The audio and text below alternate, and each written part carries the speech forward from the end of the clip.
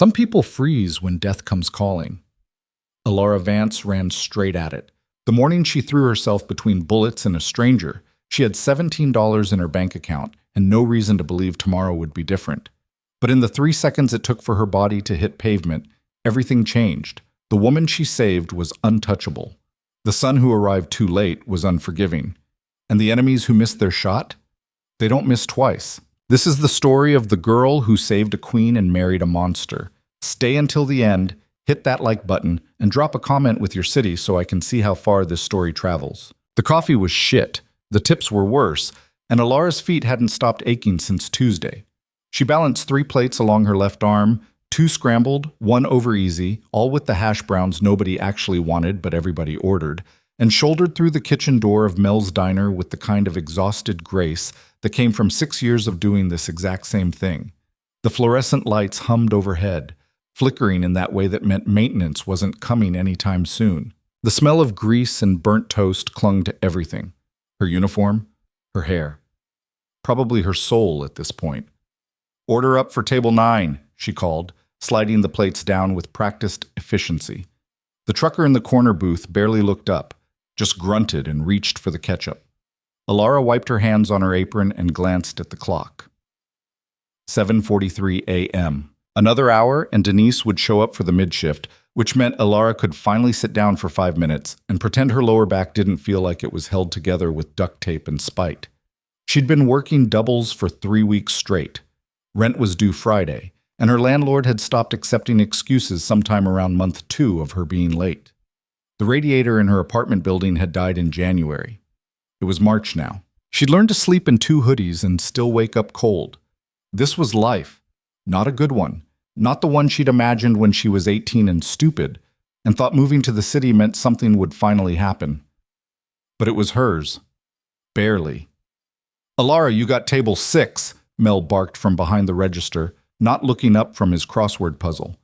She grabbed the coffee pot and headed over, forcing something that resembled a smile. Table 6 was occupied by an older woman, maybe late 60s, dressed in a way that made Alara immediately aware of how cheap her own clothes were.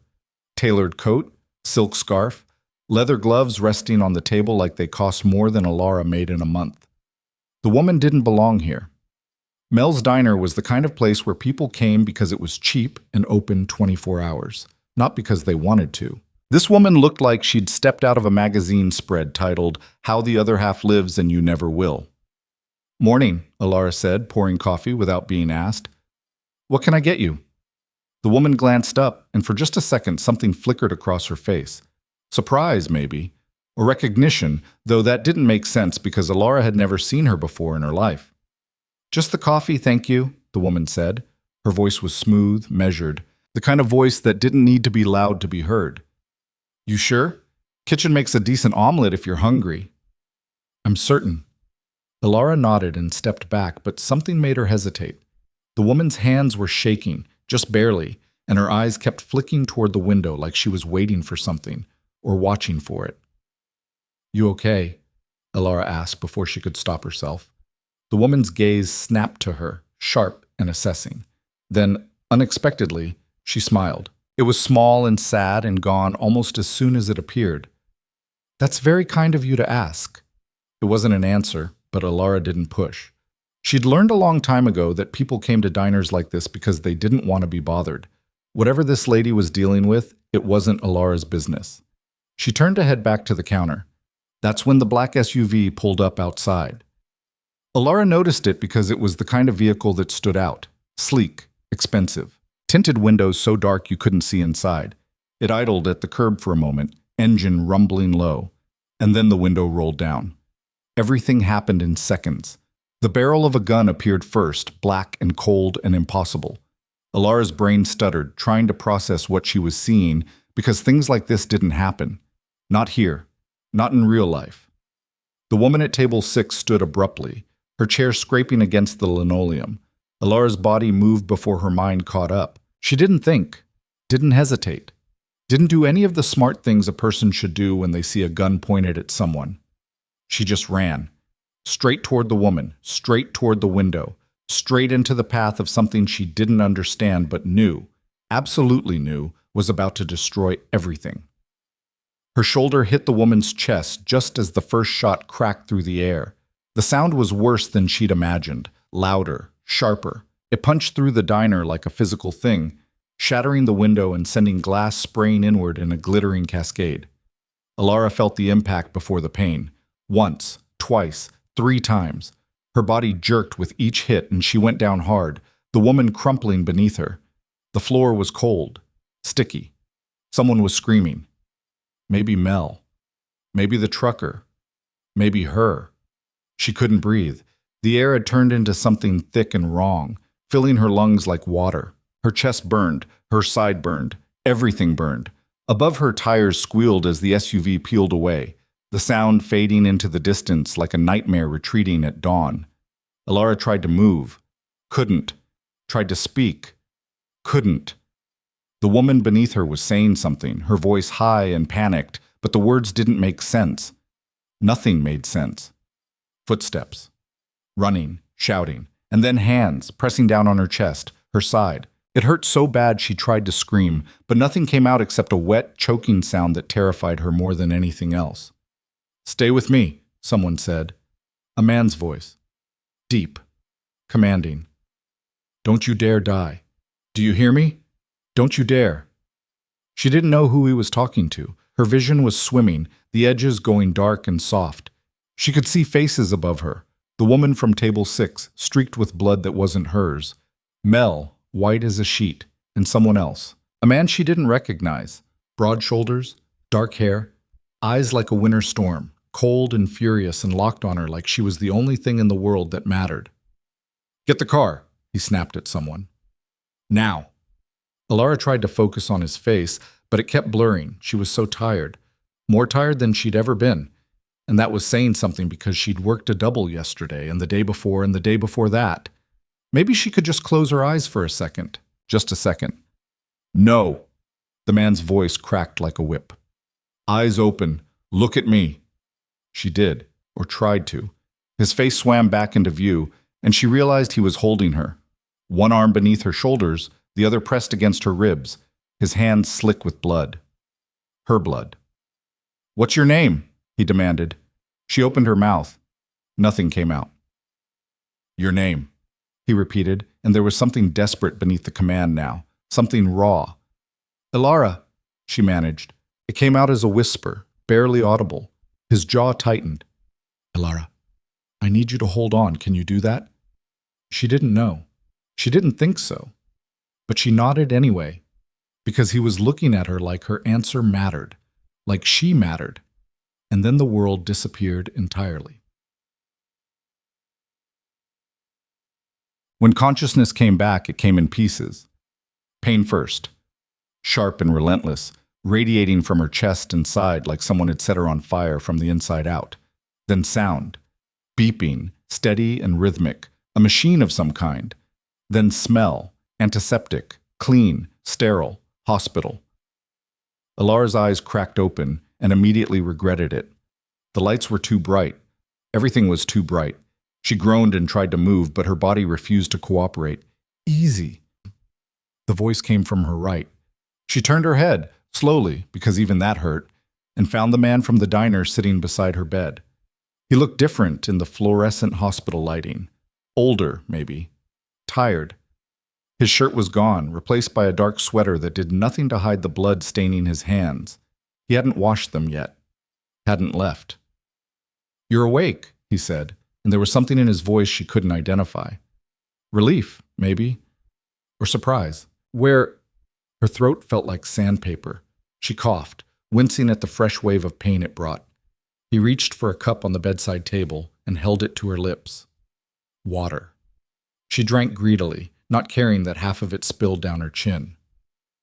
"You're in a private facility," he said when she'd finished. "You were shot 3 times, once in the shoulder, twice in the torso. You lost a lot of blood." The words didn't feel real. Shot. She'd been shot. "The woman," Alara croaked.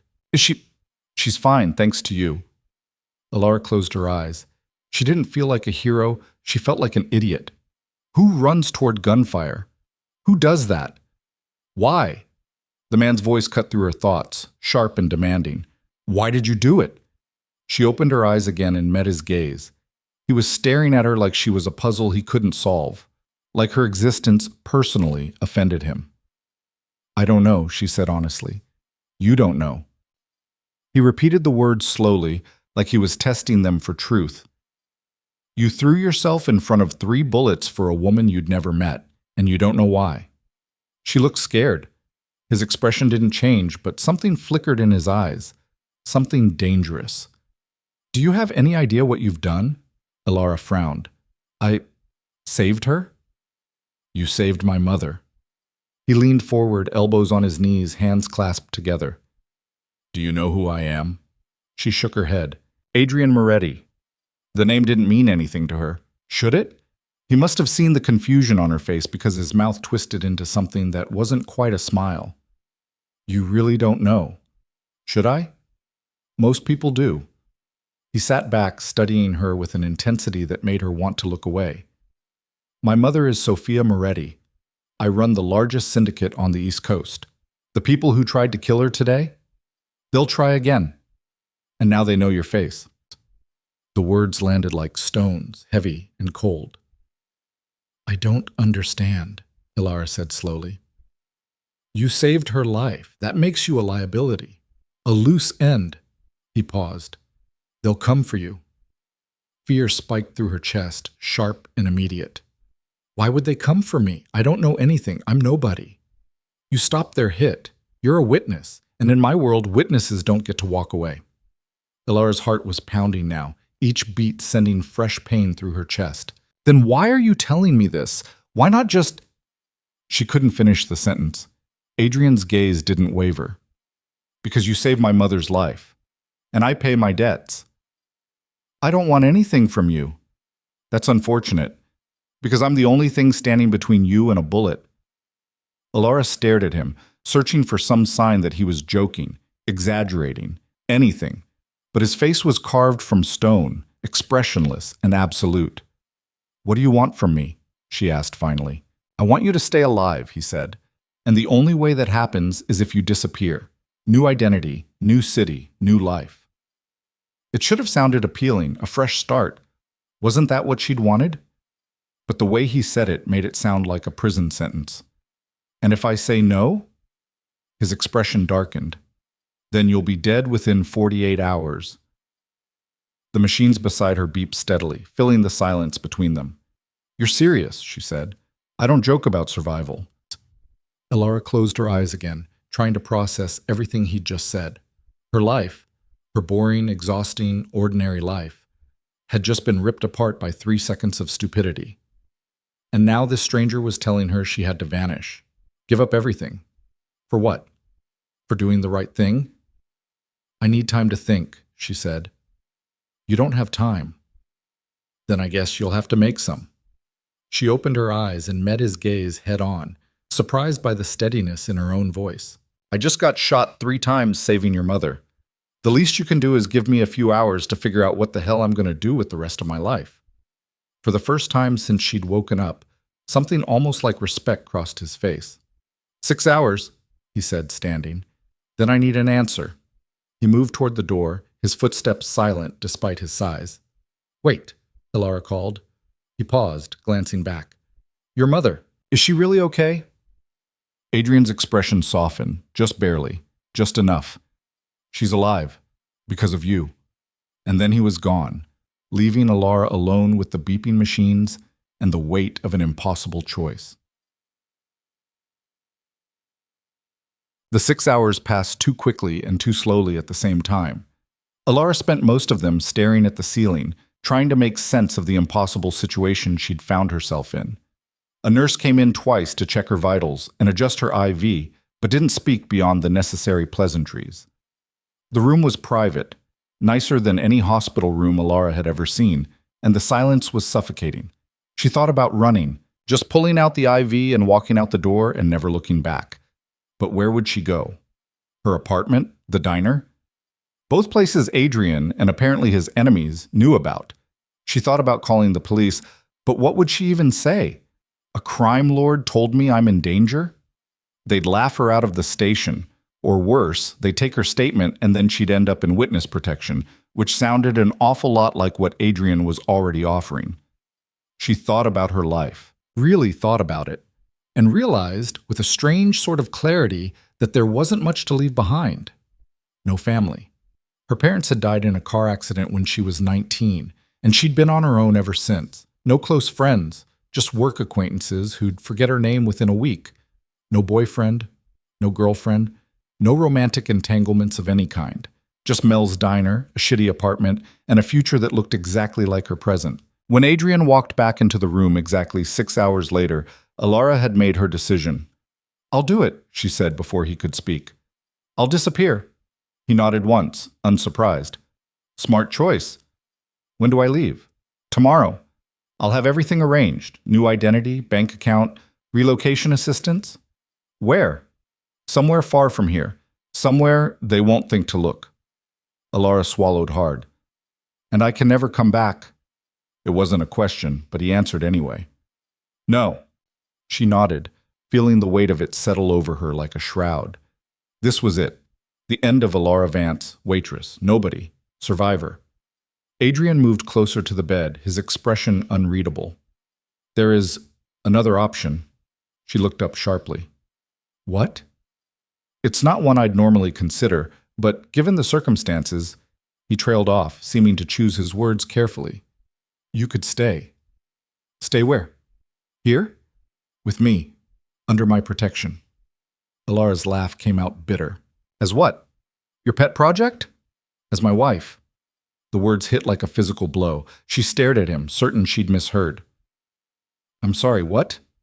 Adrian's jaw tightened. "Marriage would make you untouchable. No one in my world would dare come after you if you were under my name, my protection." "You can't be serious." "I'm always serious." Alara shook her head slowly, disbelief warring with a hysterical urge to laugh. "You don't even know me. I know enough. You know nothing. I could be anyone, a criminal, a psychopath." "You're a waitress who threw herself in front of bullets to save a stranger," Adrian said flatly. "That tells me everything I need to know about who you are." "You're insane." "Probably." He crossed his arms, his expression unchanging. "But I'm also the only option you have if you want to stay in this city, in this life." "This isn't a life, this is—" She gestured helplessly at the hospital room, at him, at everything. "This is insane." "Yes," he agreed. "It is." They stared at each other for a long moment. "Why?" Alara asked finally. "Why would you do this?"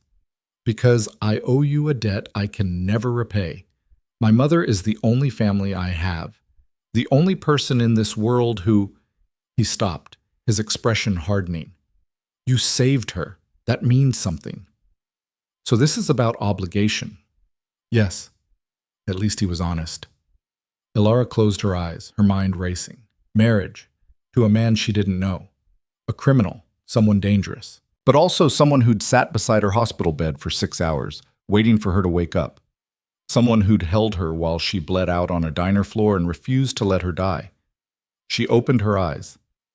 "If I say yes," she said slowly, "what exactly does this marriage look like?" "Practical. You'd live in my home, under constant security. We'd maintain appearances in public. In private," he shrugged, "you'd have your own space, your own life, within reason." "Within reason. I can't have you wandering the city without protection. But inside the estate, you'd be free to do as you please." "So I'd be a prisoner." "You'd be alive." Alara wanted to argue, wanted to tell him to take his insane proposal and shove it, but the alternative was disappearing into witness protection, which sounded an awful lot like another kind of prison. At least this way she'd know what she was walking into. "I need to think about it," she said. "You have until morning." "That's not enough time." "It's all the time you have." He moved toward the door again, then paused. "For what it's worth, I wouldn't offer this if I didn't think you could handle it." "Handle what? Being married to a criminal?" "Being married to me." And with that, he left. Morning came too fast. Alara hadn't slept. How could she? Her entire world had been turned upside down in less than 24 hours, and now she was supposed to make a decision that would define the rest of her life. Disappear and start over. Or marry a stranger and step into a world she didn't understand. Both options were terrible. Both options were impossible. But she had to choose. The door opened and Adrian walked in carrying a small black box. He looked like he hadn't slept either, though his appearance was still immaculate. Dark suit, perfectly styled hair, the kind of put together that came from years of practice. "You have an answer?" he asked without preamble. Alara took a breath, held it, released it. "Yes." He waited. "I'll marry you." Something flickered across his face. Relief? Surprise? She couldn't tell. "You're certain?" "No, but I'm doing it anyway." A ghost of a smile crossed his lips. "Honest. I appreciate that." He set the black box on the bedside table and opened it. Inside was a ring. Simple, elegant, a single diamond that probably cost more than Alara would make in 10 years. "It was my grandmother's," he said quietly. "My mother wanted you to have it." Alara stared at the ring, her throat tight. "She doesn't even know me." "She knows you saved her life. That's enough." He took the ring from the box and held it out. "May I?" Alara extended her left hand, surprised by how steady it was. Adrian slid the ring onto her finger. It fit perfectly. "We'll make it official this afternoon," he said. "I have a judge who owes me a favor. After that, you'll move into the estate. I'll have your things collected from your apartment." "I don't have much." "Then it won't take long." Alara looked down at the ring on her finger, the diamond catching the light and throwing tiny rainbows across the white hospital sheets. "This is really happening," she said softly. "Yes. I don't even know you." "You will." She looked up at him, searching his face for some clue about what kind of man she'd just agreed to spend her life with. But Adrian's expression gave nothing away. "Are you going to hurt me?" she asked bluntly. His eyes hardened. "No." "Are you going to lie to me?" "Not if I can help it." "Are you going to expect me to be a real wife?" Understanding crossed his face. "No. This is a marriage of protection, not anything else. I won't touch you unless you ask me to." Alara nodded, something in her chest loosening slightly. "Okay," she said. "Okay," he echoed. They sat in silence for a moment. "I'm terrified," Alara admitted. "Good. Fear will keep you alive." "Is that supposed to be comforting?" "No, it's supposed to be honest." Despite everything, Alara almost smiled. Adrian stood, straightening his suit jacket. "I'll be back this afternoon. Rest. You'll need your strength for what comes next." "What comes next?" He paused at the door, glancing back at her one last time. "Everything." The wedding happened in a courthouse with no witnesses except the judge, Adrian's lawyer, and Sophia Moretti. Alara met her properly for the first time that afternoon. Sophia was smaller than she'd seemed in the diner, delicate and refined, with silver hair and eyes that held the same cold intensity as her son's.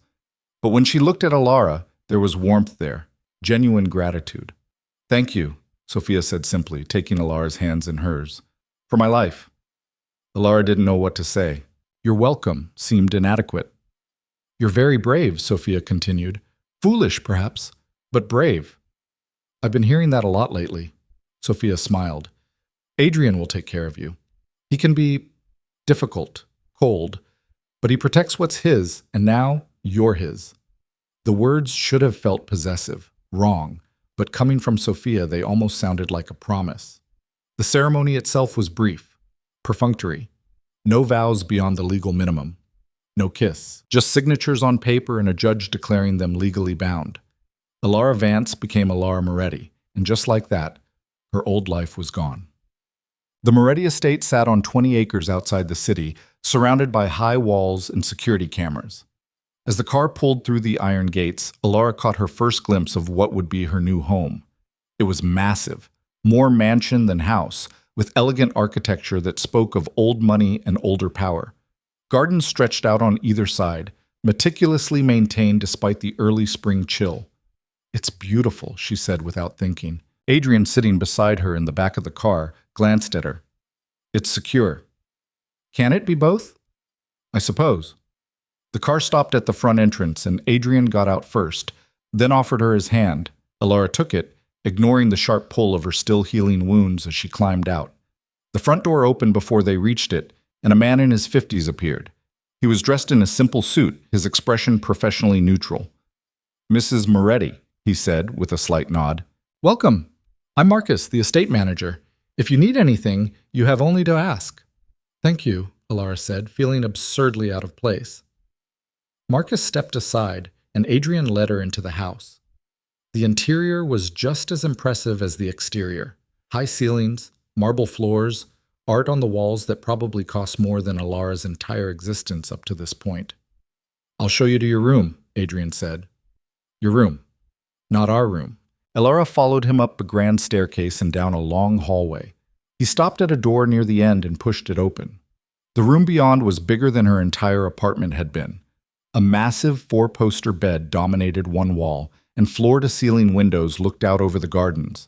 There was a sitting area with a couch and chairs, a desk, and two doors that presumably led to a bathroom and closet. "This is yours," Adrian said. "My room is at the other end of the hall. You won't be disturbed unless you ask for company." Alara stepped inside, trying to process the space. Her space. "There are clothes in the closet," Adrian continued. "If they don't fit or you don't like them, tell Marcus and he'll arrange for new ones. Same with anything else you need." "Okay." He moved toward the door, then paused. "Dinner's at 7. You don't have to join us if you're not feeling up to it, but my mother would like to see you." "I'll be there." Adrian nodded and left, closing the door softly behind him.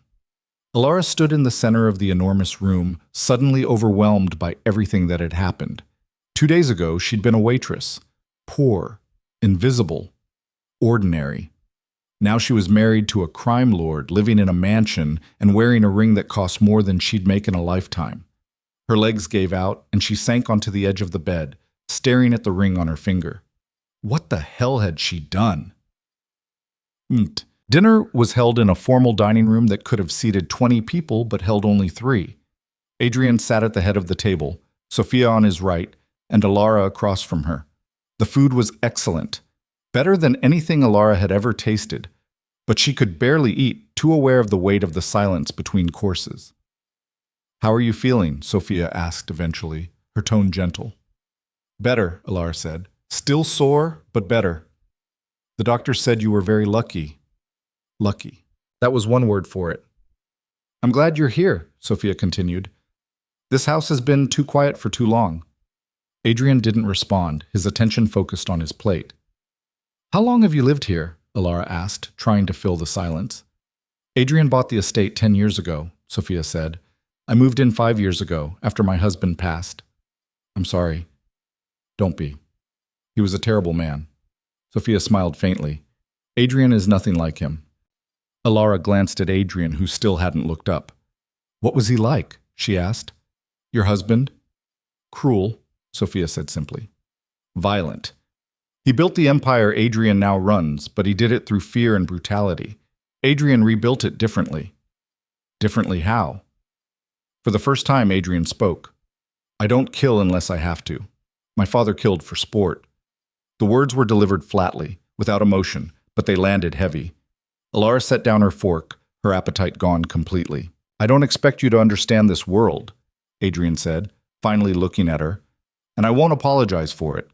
But I want you to know what you've walked into. I'm starting to figure that out." "Good."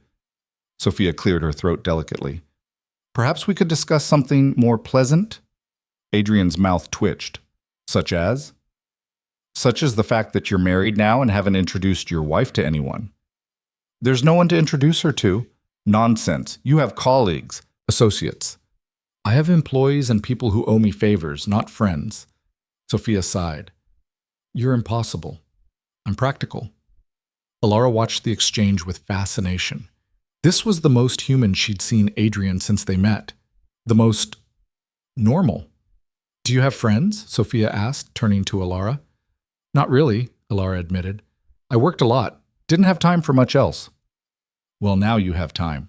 Sophia smiled. "And you have me." It was such a simple statement, but it made Alara's throat tighten unexpectedly. "Thank you," she said quietly. Sophia reached across the table and squeezed her hand. "You saved my life, dear. The least I can do is make sure you have one worth living. The first week passed in a blur. Alara spent most of it recovering, both physically and mentally. Her wounds healed slowly, and the doctors came every other day to check her progress. She explored the estate when she felt strong enough, discovering rooms she didn't know what to do with, and gardens that took her breath away. Adrian was a ghost. She saw him at dinner most nights, but he rarely spoke beyond basic pleasantries. He left early in the morning and came back late at night, and Alara got the impression he was avoiding her. Not that she minded. She needed the space to adjust. Sophia, on the other hand, seemed determined to adopt her. They had tea every afternoon in the sitting room, and Sophia told her stories about Adrian as a child, how serious he'd been, how he'd learned to read at 4 and never smiled at birthday parties, how he'd protected her from his father even when it meant taking beatings himself. "He doesn't let people in," Sophia said one afternoon. "Not anymore, but I think you might be different." "I don't think he wants to let me in," Alara said. "He married you, didn't he?" "Out of obligation." "Perhaps. But Adrian doesn't do anything he doesn't want to do. If he'd truly wanted you gone, you'd be in another city by now." Sophia stirred her tea thoughtfully. "He sees something in you. He just doesn't know what to do with it yet." Alara wasn't sure she believed that, but it was nice to think about. On the 8th day, everything changed. Alara was in the library, a massive room filled with books she'd never have time to read, when Adrian walked in. It was early afternoon, and she'd never seen him home at this hour. "We need to talk," he said without preamble. She set down her book. "Okay. There's been a development." Something in his tone made her stomach drop. "What kind of development?" "The people who tried to kill my mother have made contact." Alara's blood went cold. "What do they want?" "You." The word hung in the air between them, heavy and final. "They know you're here," Adrian continued. "They know we're married, and they've made it clear that as long as you're alive, they consider the job unfinished." Alara stood slowly, her heart pounding. "So what do we do?" Adrian's expression was carved from stone. "We end it." "End it how?" "I'm going to kill them." He said it so casually, so matter-of-factly, like he was discussing the weather. Alara swallowed hard. "All of them?" "Every single one." "When?" "Tonight." She shook her head slowly. "This is insane." "This is survival." He moved closer, his eyes locked on hers.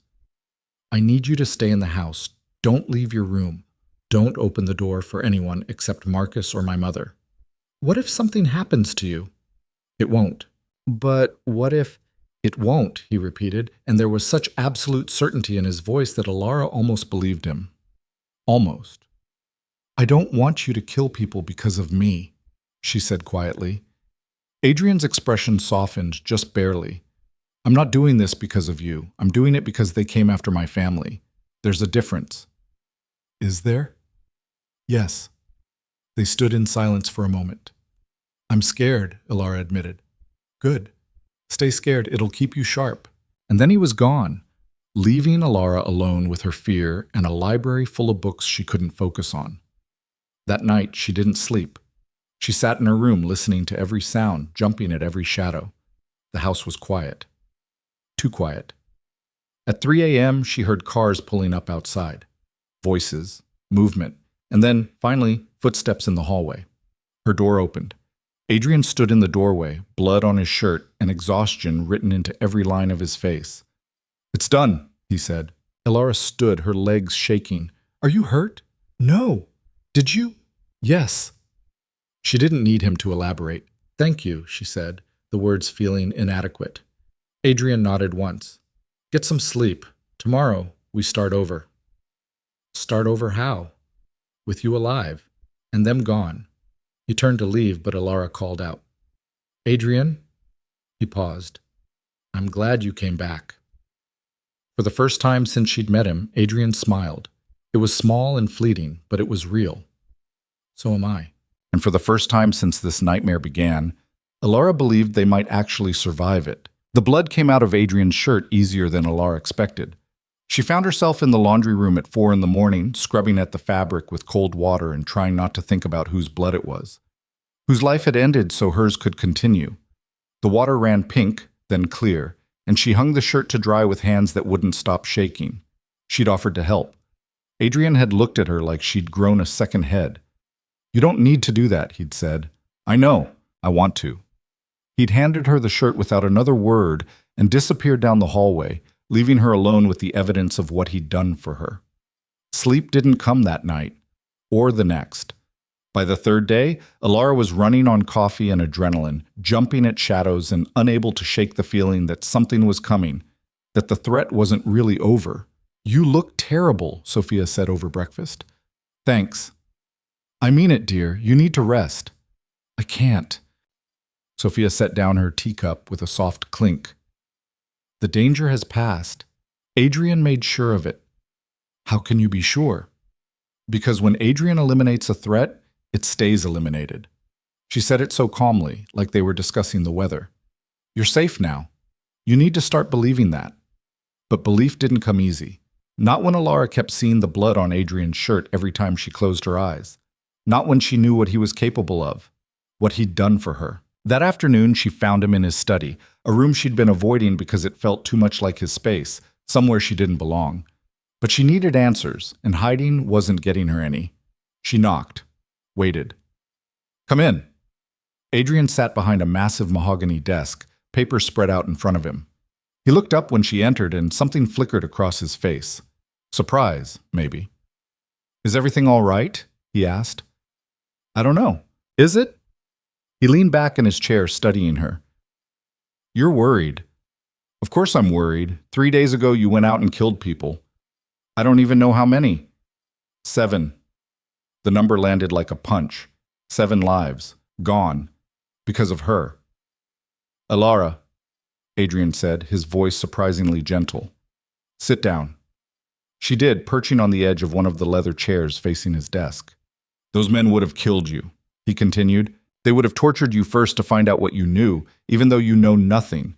Then they would have killed my mother anyway, just to make a point. This isn't a world where mercy is rewarded.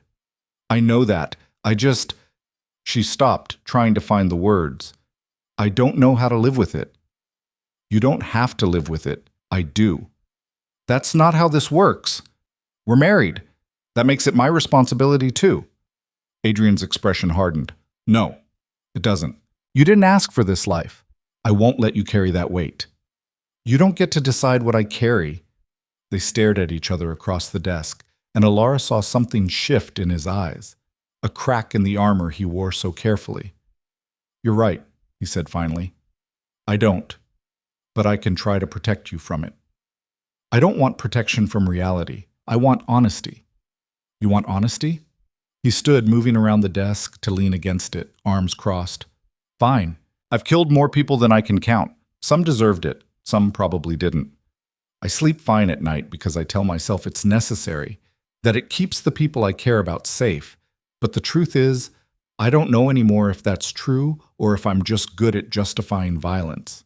The admission hung between them, raw and unexpected. Why are you telling me this? Alara asked quietly. Because you asked for honesty, and because you should know what kind of man you married. I already know. Do you? You're the kind of man who sits beside a stranger's hospital bed for 6 hours, who gives them a choice instead of just making them disappear, who protects his mother and keeps his word. She paused. And yes, you're also the kind of man who kills people. But that's not all you are. Adrian looked at her for a long moment, something unreadable in his expression. You're either very naive or very stupid, he said, or very tired of being afraid. A ghost of a smile crossed his lips.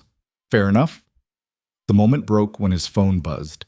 He glanced at it, and his expression shifted immediately. All business again. I need to take this, he said.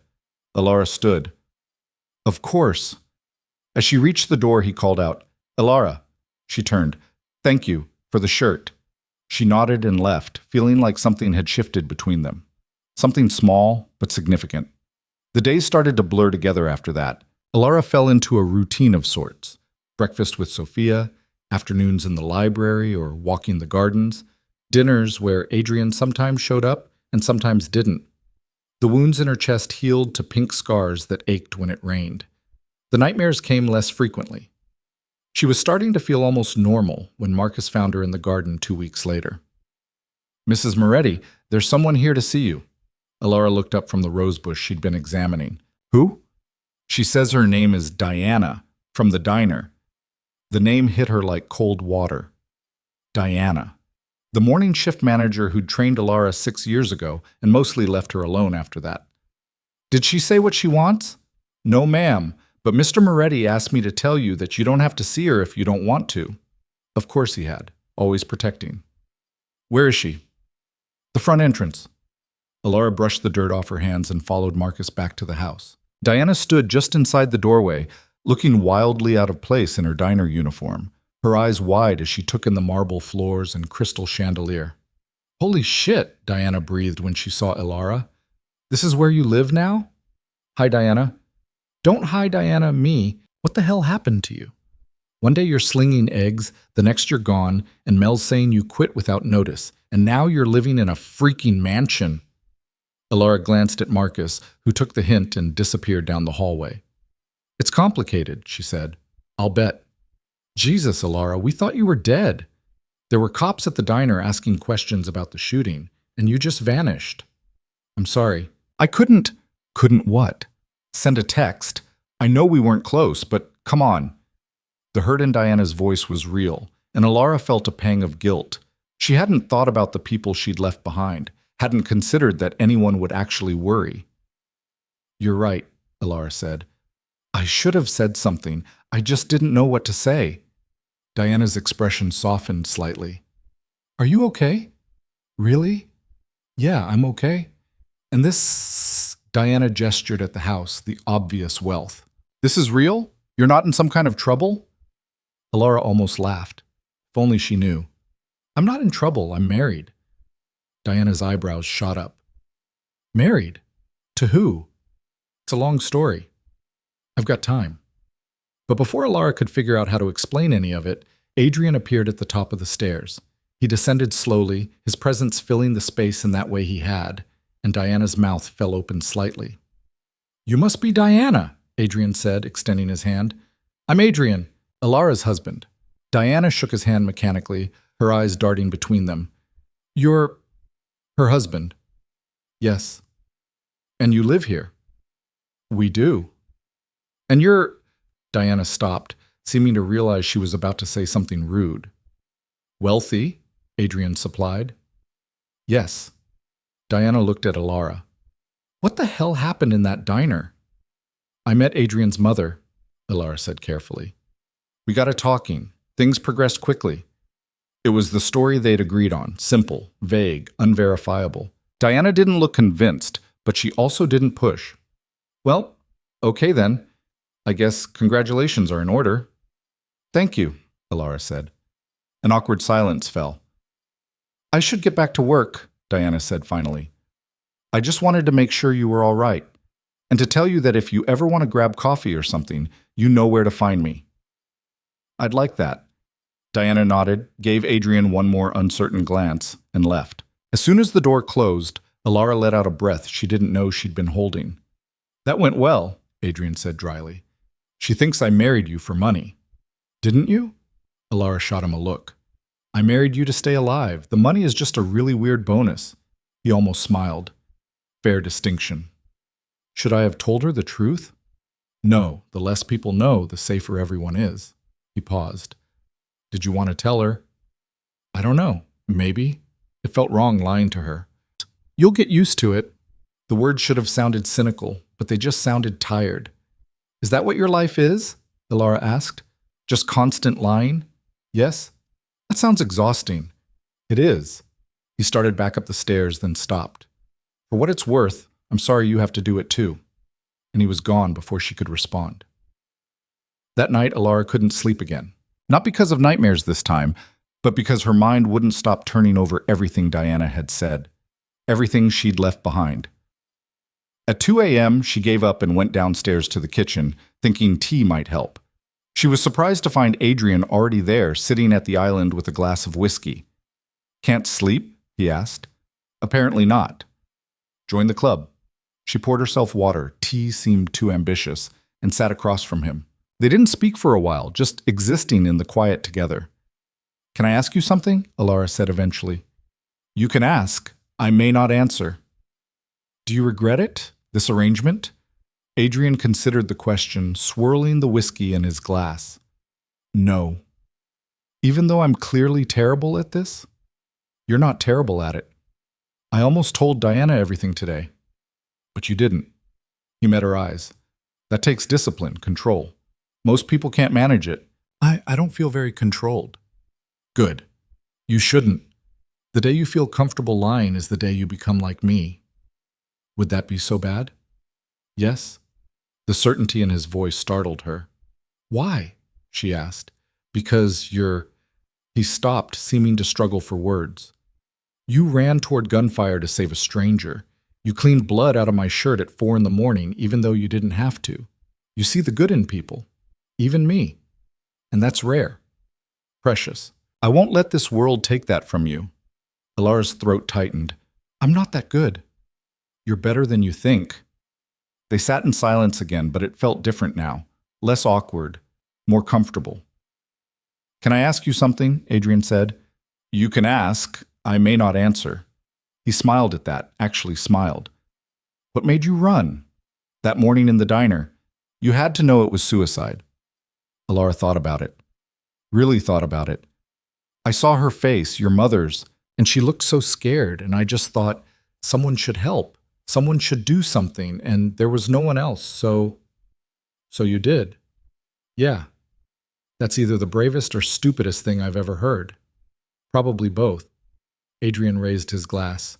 To bravery and stupidity, may they never be separated. Alara clinked her water glass against his whiskey, and for the first time since this whole nightmare began, she laughed, really laughed. The sound seemed to surprise both of them. I haven't heard that before, Adrian said quietly. What? You laughing. I haven't had much to laugh about lately. No, I suppose you haven't. He drained his glass and stood. Get some sleep, Alara. Tomorrow's going to be busy. Why? What's tomorrow? You're meeting the rest of the family. Her stomach dropped. What family? You said you only had your mother. I have my mother. I also have associates who've worked for me long enough to be considered family. They'll want to meet you. Make sure you're real and not some elaborate hallucination I've dreamed up. That's not reassuring. It's not meant to be. But don't worry, they'll love you. How do you know? Because my mother loves you. And what Sophia Moretti loves, everyone else learns to love. Or at least respect. He left her sitting in the kitchen, her heart racing and her mind already spinning with anxiety about meeting people she didn't know in a world she didn't understand. Tomorrow came too fast. Alara spent the morning trying on and rejecting half the clothes in her closet before settling on something simple. Dark jeans and a fitted sweater that Sophia assured her looked elegant but approachable, whatever that meant. Don't be nervous, Sophia said, adjusting Alara's collar. They're going to adore you. You keep saying that, but I have no idea what I'm walking into. A family dinner, just with more security and fewer normal people. That's not helping, Sophia smiled. You saved my life, dear. They know that. You've already won them over. The dinner was held in the formal dining room, and when Alara walked in, she found 6 people already seated. All men. All watching her with varying degrees of curiosity and suspicion. Adrian stood. Everyone, this is my wife, Alara. Alara, this is everyone. Helpful. A man in his 40s with salt and pepper hair and kind eyes stood and extended his hand. Vincent Russo. I run security for the estate. It's nice to finally meet you properly. You too, Alara said, shaking his hand. The others introduced themselves in turn. Marco, the financial advisor who looked like he'd never smiled in his life. James, younger, probably early 30s, who handled acquisitions, whatever that meant. Thomas, quiet and intense, in charge of information gathering. Luis, who managed the legitimate business fronts. And finally, David, the lawyer who'd been at their wedding. We've been eager to meet the woman who finally got Adrian to settle down, Vincent said as they all took their seats. I wouldn't call this settling down, Adrian said dryly. You got married. That's settled by your standards. Alara felt the weight of their attention and tried not to fidget. I'm sure Adrian told you how we met. He did, Marco said. Quite the story. That's one way to put it. You're either very brave or very crazy, James added. I can't decide which. Why not both? Alara said before she could stop herself. The table went quiet for a beat, and then Vincent laughed. Really laughed. Loud and genuine. I like her, he declared. She's got spine. She does, Sophia agreed from her seat beside Adrian.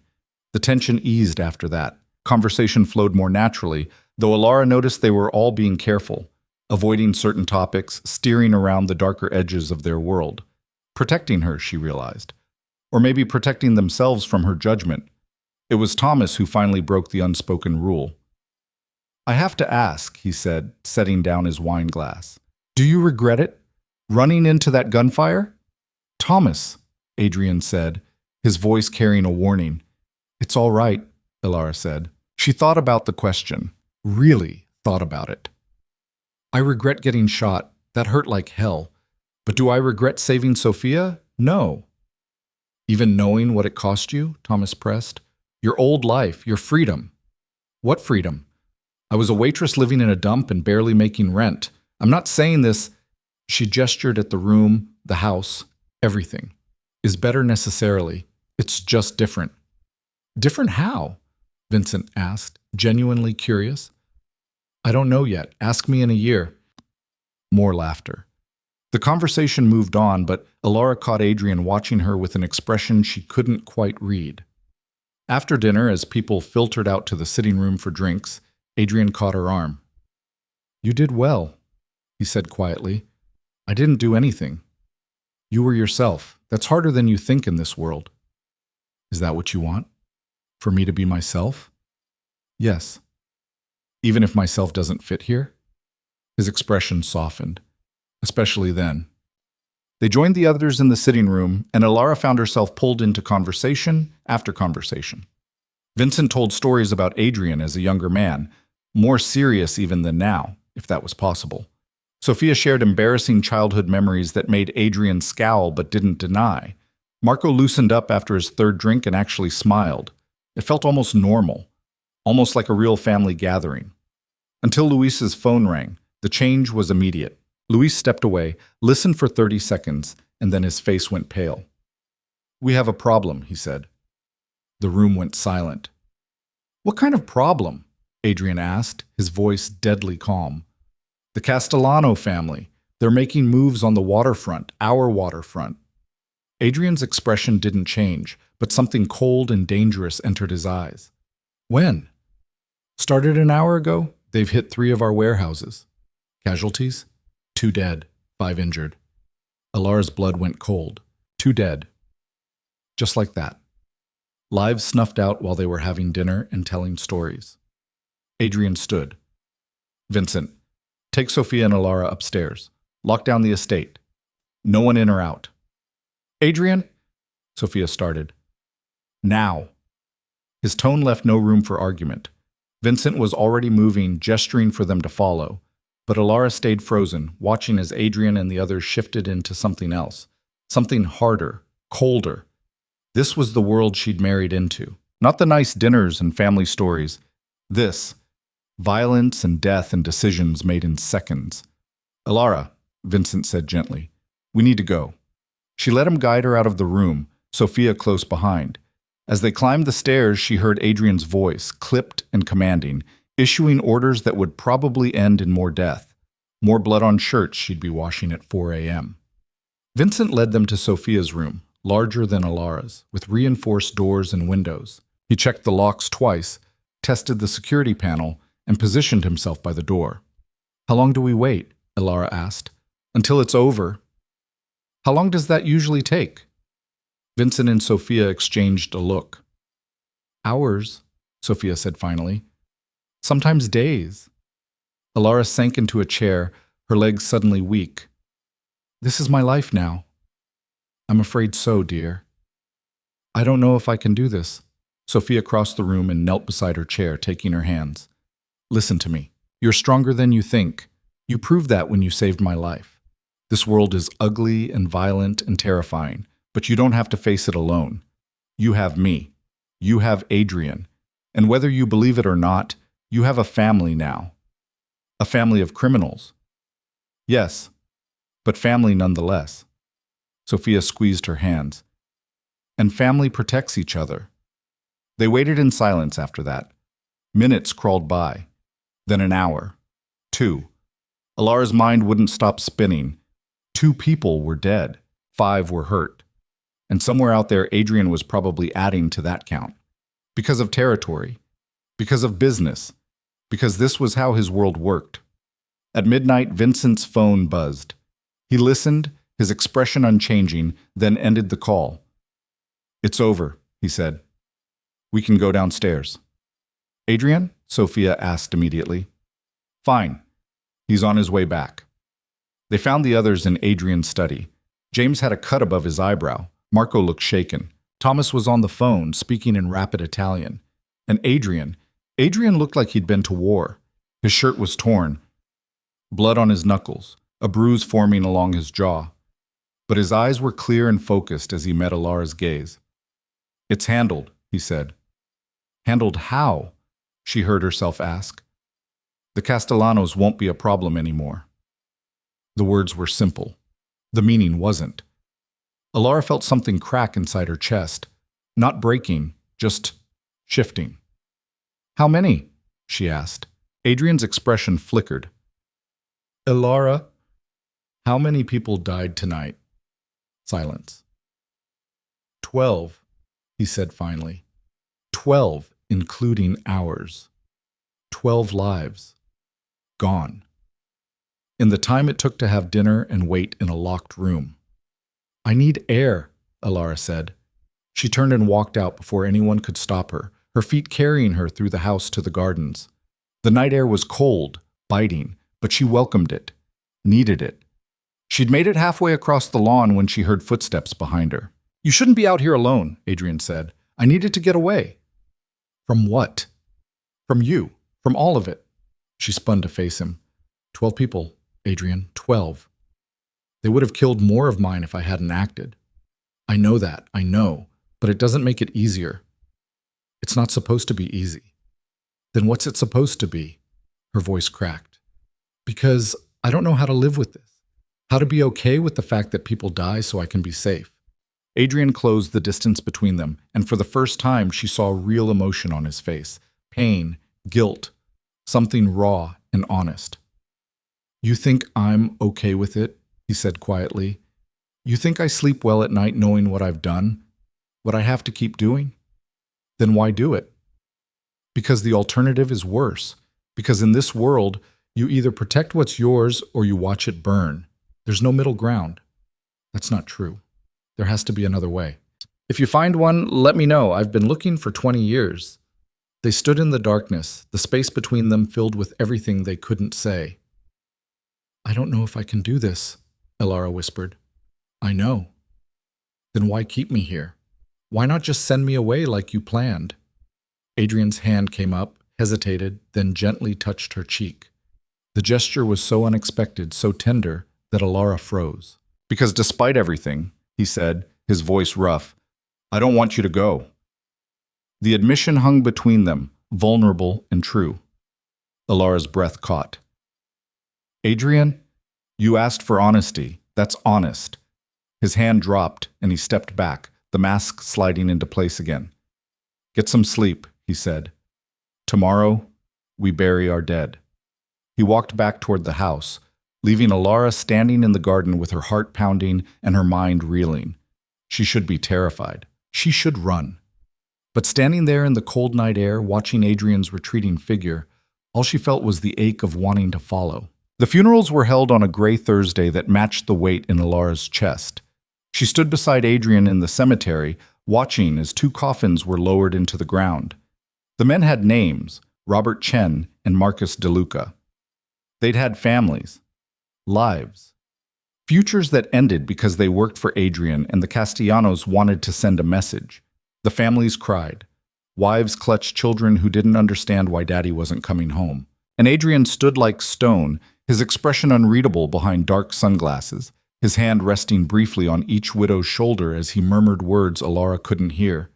She wondered if he said he was sorry, if he promised to take care of them, if he told them their husbands died for something that mattered.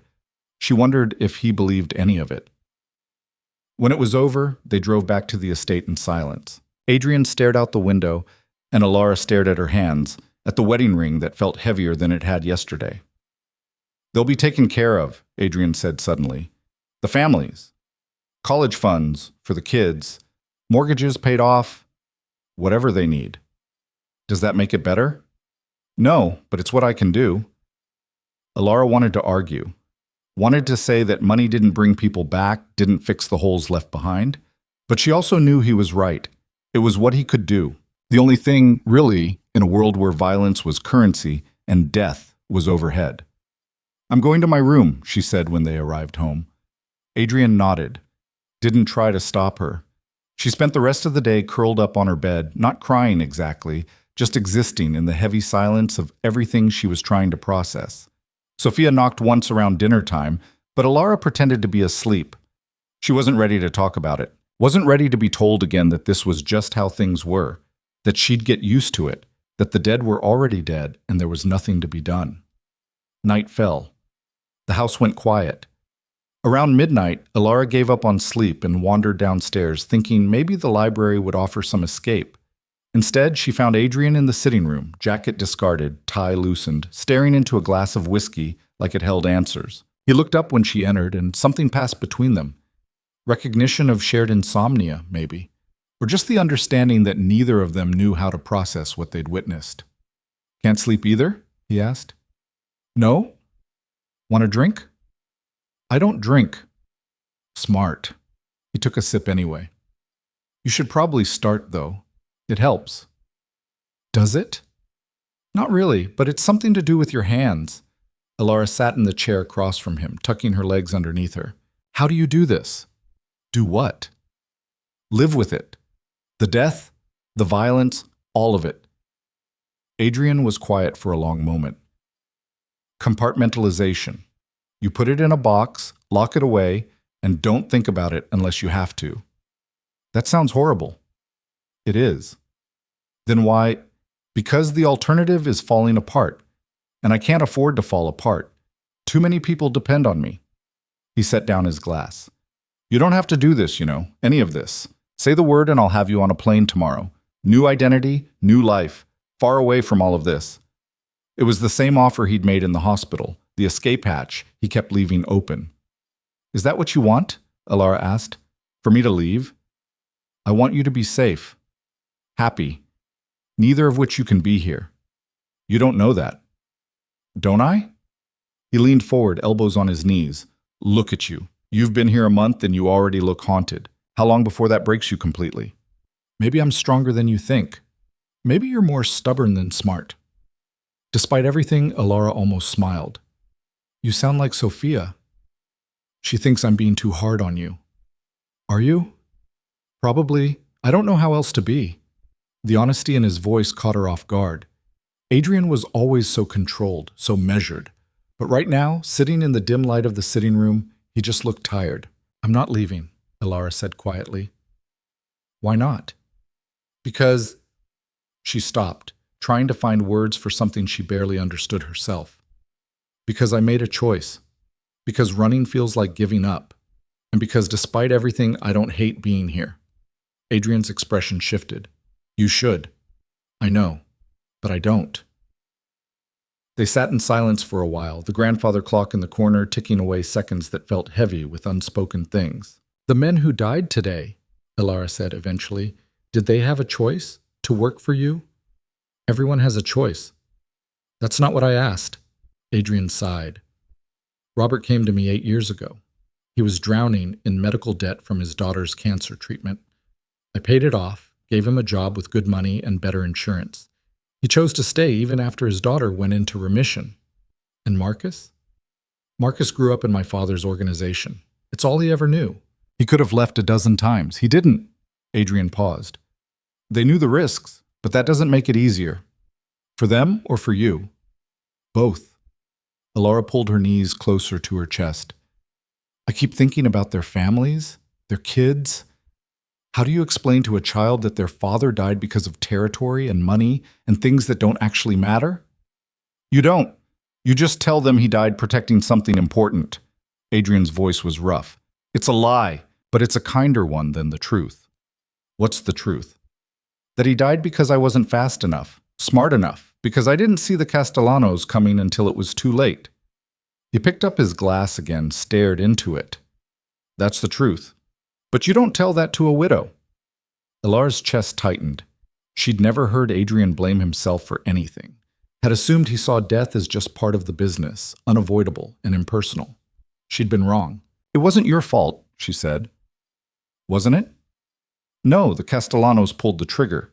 They made that choice. And I created the situation that led to it. I built an empire that people want to tear down. Every person who dies because of that is on me. That's not fair. Fair doesn't exist in this world. Ilara stood and crossed to his chair, surprising herself as much as him. She took the glass from his hand and set it aside, then did something she'd never done before. She took his hand. His skin was warm, rough with calluses she hadn't noticed before. His fingers twitched like he might pull away, but he didn't. You can't carry all of it, she said quietly. It'll crush you. I've been carrying it for 20 years. I'm still standing. Barely. Adrian looked up at her, and in his eyes she saw something she recognized. The same exhaustion she felt. The same weight of trying to be strong when everything felt impossible. Why do you care? He asked. I don't know. I just do. That's not an answer. It's the only one I have. He stared at their joined hands, and for a moment Ilara thought he might say something, might let down the walls he kept so carefully constructed. Instead, he stood, pulling his hand back gently. Get some sleep, he said. Tomorrow's going to be long. Why? What's tomorrow? Vincent thinks there might be more attacks coming. We're increasing security. You'll need to stay inside for a few days. The resignation in his voice made her heart ache. Adrian. Good night, Ilara. He left before she could finish, and she stood alone in the sitting room, still feeling the ghost of his hand in hers. The increased security meant armed guards at every entrance, surveillance monitors running constantly, and absolutely no leaving the estate grounds. Ilara felt like a prisoner, even though she knew it was for her safety. Sophia tried to keep her occupied with card games and conversations, but even she seemed on edge, jumping at unexpected sounds and watching the security feeds more than she pretended to. 3 days passed without incident. On the 4th day, Vincent found Ilara in the library. Mrs. Moretti, do you know how to shoot? She looked up from her book. What? A gun. Do you know how to use one? No. Why would I? Because Adrian wants you to learn. I'm not learning to shoot. Vincent's expression was patient. With respect, ma'am, you should at least know the basics, just in case. In case of what? He didn't answer. Didn't need to. Ilara set down her book. Where is he? In his study. She found Adrian exactly where Vincent said, paper spread across his desk, phone pressed to his ear. He held up a finger when he saw her, 1 minute, and finished his conversation. Vincent said you want me to learn to shoot, Ilara said as soon as he hung up. I do. Why? Because if something happens and I'm not there, you need to be able to protect yourself. Nothing's going to happen. Adrian's expression hardened. You don't know that. None of us do. The Castellanos are quiet right now, but quiet doesn't mean gone. I need to know you can defend yourself if it comes to it. I don't want to shoot anyone. Neither do I, but we both do things we don't want to do. He stood, moving around the desk. Please, just learn the basics, for my peace of mind, if nothing else. The please surprised her. Adrian didn't ask for things. He commanded them. Fine, she said, but I'm not promising to be good at it. I don't need you to be good. I need you to be alive. The shooting range was in the basement, a fact that shouldn't have surprised Ilara, but somehow did. Of course Adrian had a private shooting range, probably came with the mansion. Vincent was patient as he taught her the basics. Stance, grip, sight alignment, trigger control. The weight of the gun felt wrong in her hands, heavy and cold and dangerous. Her first shot went wide. So did her second. And third. You're flinching, Vincent said, anticipating the recoil. Don't think about it. Just breathe and squeeze. Easy for you to say. Trust me, everyone struggles at first, even Adrian. I don't believe that. It's true. First time he held a gun, he dropped it. His father laughed at him for hours. Alara tried again. This time the bullet hit the target, just barely. "There you go," Vincent said encouragingly. "See? You can do this." She fired again. And again. Slowly the fear started to fade, replaced by focus. The range became a puzzle. Adjust here, compensate there, breathe through it. An hour later, she was actually hitting the center mass more often than not. "Not bad," Adrian's voice came from behind her. Alara jumped, nearly dropping the gun. Vincent quickly took it from her hands. "How long have you been watching?" she asked. "Long enough to see you're a natural." "I'm really not." "You hit the target 12 times in the last magazine. That's better than most people on their first day." He nodded to Vincent. "Thanks for teaching her." "My pleasure, boss." Vincent left them alone in the range, and Alara pulled off the ear protection, suddenly aware of how quiet it was. "I hate this," she said. "I know. But I understand why you wanted me to learn." "Good." Adrian moved to the weapons locker and pulled out a smaller gun, checking it with practiced efficiency. "This one's yours," he said, holding it out. "Lighter, easier to handle. Keep it in your nightstand." Alara stared at this weapon like it might bite her. "I don't want a gun in my room."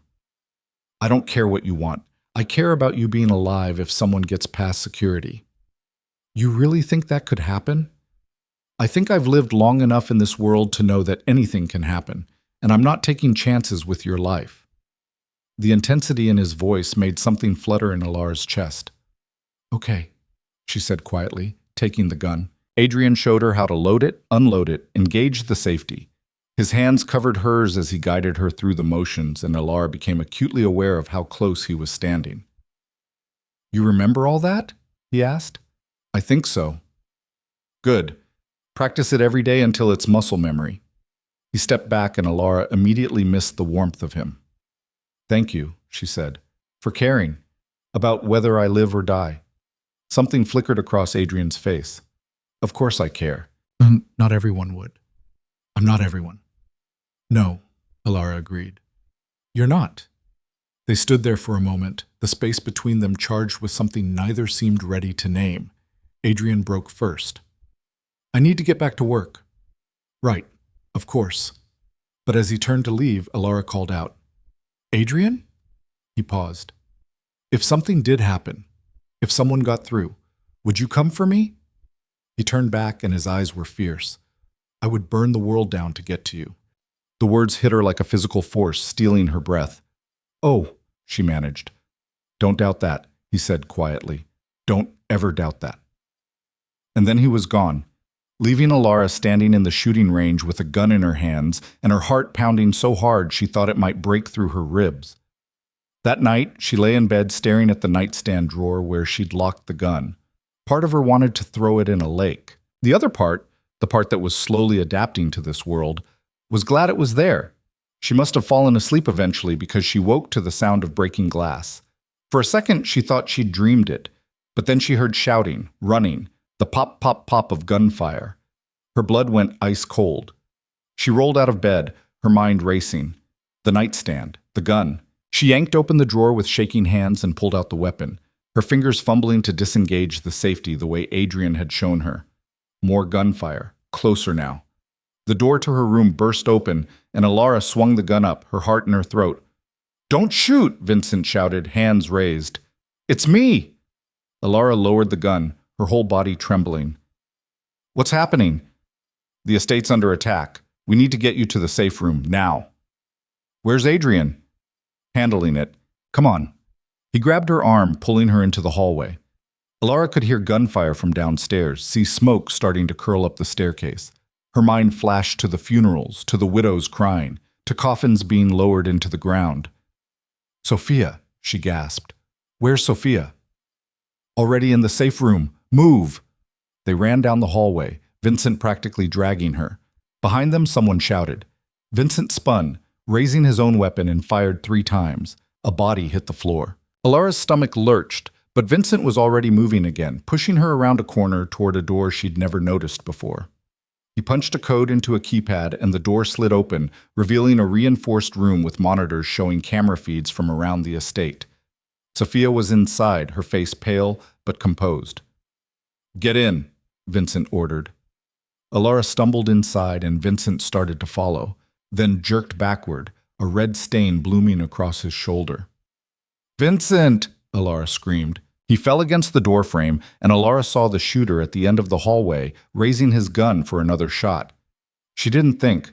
She raised her own weapon and fired. The recoil shocked her, but the bullet found its mark. The man went down. Vincent stared at her. "Good shot." Then he collapsed.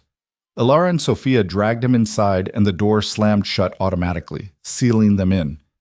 "He's bleeding," Alara said, her voice high and panicked. "We need to stop the bleeding." Sophia was already moving, pulling medical supplies from a cabinet. "Hold pressure here." Alara pressed her hands against Vincent's shoulder, feeling hot blood seep between her fingers. Vincent gritted his teeth but didn't cry out. "You're going to be okay," Alara said, not sure if she was trying to convince him or herself. On the monitors, she could see chaos. Men in black tactical gear spreading through the house. Adrian's security team fighting back. Bodies on the ground. She couldn't tell whose side they were on. And then she saw Adrian. He moved through the house like death itself, precise and lethal. She watched him take down 3 men in quick succession, watched him reload without breaking stride, watched him protect his home with a violence that should have terrified her. Instead, all she felt was desperate hope that he'd survive. "Where are they?" Vincent groaned, trying to sit up. "Everywhere," Sophia said, her eyes on the monitors. "How many?" "Too many." Alara kept pressure on Vincent's wound, her eyes glued to the screen showing Adrian. He'd been joined by James and Thomas now, the 3 of them working in coordination to push the attackers back. But more kept coming. "This was planned," Vincent said through gritted teeth. "They waited until we thought the threat was over." "The Castellanos?" Alara asked. "Has to be. No one else has the resources." On the monitor, Adrian took a hit. Alara saw him stagger, saw the blood on his side, saw him keep moving anyway. "No," she whispered. He cleared the room he was in, then looked directly at a camera, at her, somehow knowing she was watching. He mouthed something. She couldn't hear it, but she could read his lips. "Stay there." Alara's hands tightened on Vincent's shoulder. She wanted to scream, wanted to run to him, wanted to do something other than sit in this locked room while he bled and fought and risked everything.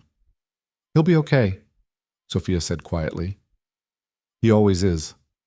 But her hands were shaking as she said it. The battle raged for what felt like hours, but was probably only 20 minutes. Slowly, the number of attackers on the monitors dwindled. Adrian's team started gaining ground, pushing them back toward the entrances. And then, finally, silence. Alara held her breath, watching the monitors. Adrian appeared on one, surveying the damage. Blood soaked his shirt, but he was standing, moving, alive. "It's over," Vincent said, his voice weak. The safe room door beeped and slid open. Adrian stood on the other side, looking like he'd walked through hell. His eyes went immediately to Alara, scanning her for injuries. "You're okay?" he asked. She nodded, unable to speak. His gaze dropped to Vincent. "How bad?" "Through and through," Vincent said. "I'll live." "Good." Adrian's attention returned to Alara, and something in his expression shifted. "You fired your weapon." "How did you?" "I watched the feed. You saved Vincent's life." "I didn't think. I just—" "You did exactly what you needed to do." He stepped into the room, and despite the blood and the exhaustion and the violence still clinging to him, his voice was gentle. "You did good." Alara's eyes burned. "You're hurt." "I'm fine." "You're bleeding." "I've had worse." "That's not reassuring." He almost smiled. Almost. Medical teams arrived, taking Vincent away on a stretcher. Sophia went with him, leaving Adrian and Alara alone in the safe room. "We need to get you looked at too," Alara said. "In a minute." "Adrian, in a minute."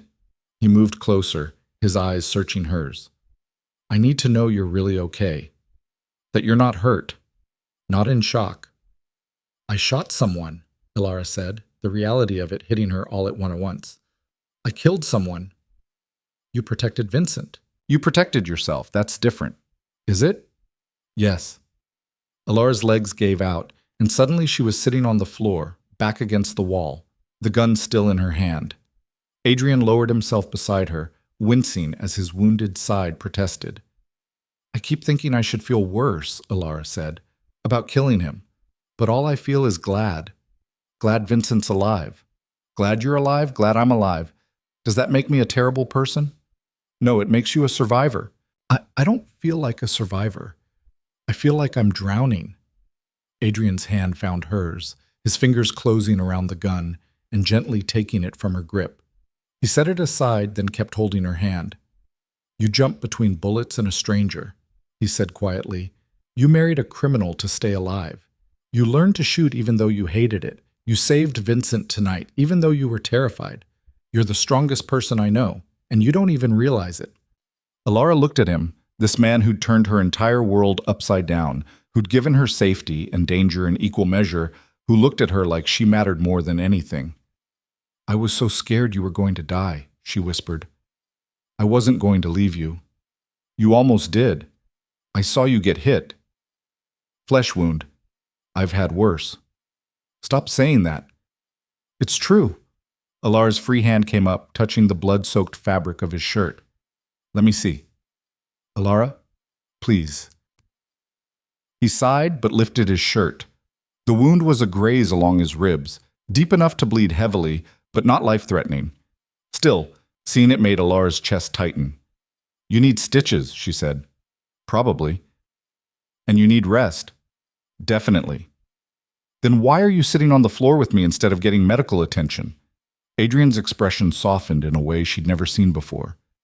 Because you needed me more. The words broke something open in Alara's chest. Before she could second-guess herself, she leaned forward and kissed him. It wasn't planned, wasn't calculated, just a desperate need to confirm he was real and alive and here. Adrian froze for a heartbeat, then kissed her back with an intensity that stole her breath. His hand came up to cup her face, gentle despite the violence still clinging to him, and Alara felt everything shift. This wasn't obligation anymore, wasn't strategy, wasn't survival. This was something else entirely. When they finally broke apart, both breathing hard, Adrian rested his forehead against hers. We shouldn't, he started. I know. This complicates everything. I know. I don't do relationships. I don't know how. Neither do I. He pulled back enough to meet her eyes. What do you want, Alara? Really? She thought about it, about the life she'd left behind and the one she'd stumbled into, about coffee-stained uniforms and marble floors, about loneliness and violence and unexpected moments of connection. I want to stop pretending this is just a business arrangement, she said honestly. I want to stop sleeping alone in that big room while you're at the other end of the hall. She stopped, gathering courage. I want to try, really try, at this, at us. Adrian was quiet for a long moment. Then, so quietly she almost didn't hear it, he said, Okay? Okay? Yeah, okay. And despite the blood and the bodies and the chaos surrounding them, Alara smiled. The medics finally convinced Adrian to let them stitch him up around dawn. Alara sat beside him while they worked, watching him not flinch even though she knew it had to hurt. His hand found hers halfway through, fingers lacing together like it was the most natural thing in the world. When they were done and the medics had moved on to treat the other wounded, Adrian turned to her. You should get some rest, he said. So should you. I have things to handle first. Body count, damage assessment, finding out how they got past our security. That can wait a few hours. No, it can't. But his thumb was tracing circles on her palm, contradicting his words. People died tonight, Alara. My people. I need to know why. She understood. Hated it, but understood. Okay, she said. But when you're done, you come find me. Not your room. Mine. Something heated flashed in Adrian's eyes. You sure about that? Are you? I stopped being sure about anything the day you ran into gunfire for my mother. He stood, wincing slightly. But yeah, I'll come find you. He kissed her forehead, a gesture so tender it made her chest ache, and left to deal with the aftermath of violence while Alara tried to process the fact that everything had just changed between them. Sophia found her an hour later, looking exhausted but unharmed. Vincent's going to be fine, she said, settling into the chair beside Alara. The bullet missed anything vital. He'll be back on his feet in a few weeks. Good. That's good. I saw you two, you and Adrian, in the safe room. Alara felt heat creep up her neck. Oh. Don't owe me. I've been waiting for this since the day he brought you home. Sophia smiled, though it was tinged with worry. Just be careful, dear. Adrian doesn't know how to do things halfway. When he cares about something, he becomes obsessive, possessive. It's not always healthy. I'm not asking for healthy, just real. Well, you'll certainly get that. Sophia reached over and squeezed her hand. But I'm glad. He's been alone too long. We both have. They sat together in comfortable silence until the sun fully rose, painting the damaged estate in golden light that made the bloodstains less obvious. The cleanup took 3 days. Bodies removed, bullet holes patched, windows replaced. Alara helped where she could, needing to feel useful, needing to do something other than think about the fact that she'd killed someone and felt less guilty about it than she probably should.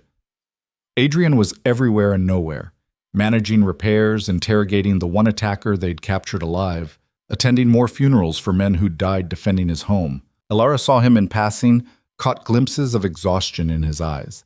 But he was always moving, always handling the next crisis. On the 4th night, she woke to find him standing in her doorway. You came, she said, sitting up. I said I would. He looked hollowed out, like he'd been running on nothing but willpower and coffee for days. Alara pulled back the covers in invitation. Just sleep, she said. Nothing else. Just sleep. Adrian crossed the room slowly, like he wasn't sure this was allowed, and climbed into bed still fully clothed. Alara shifted closer, and he wrapped an arm around her waist, pulling her against his chest. I'm probably going to have nightmares, he warned quietly. So am I. We can have them together. His breathing hitched, and she felt him press his face into her hair. I could have lost you, he said, so softly she almost missed it. When I saw them breach the estate, all I could think was that they were coming for you, that I wouldn't get there in time. But you did. Barely. If Vincent hadn't gotten you to the safe room, stop. We're both alive. Everyone who matters is alive. 8 of my men aren't. Alara turned in his arms until she could see his face. And that's not your fault. You didn't pull those triggers. I created the world where those triggers exist. Then uncreate it. He stared at her. What? You hate this life.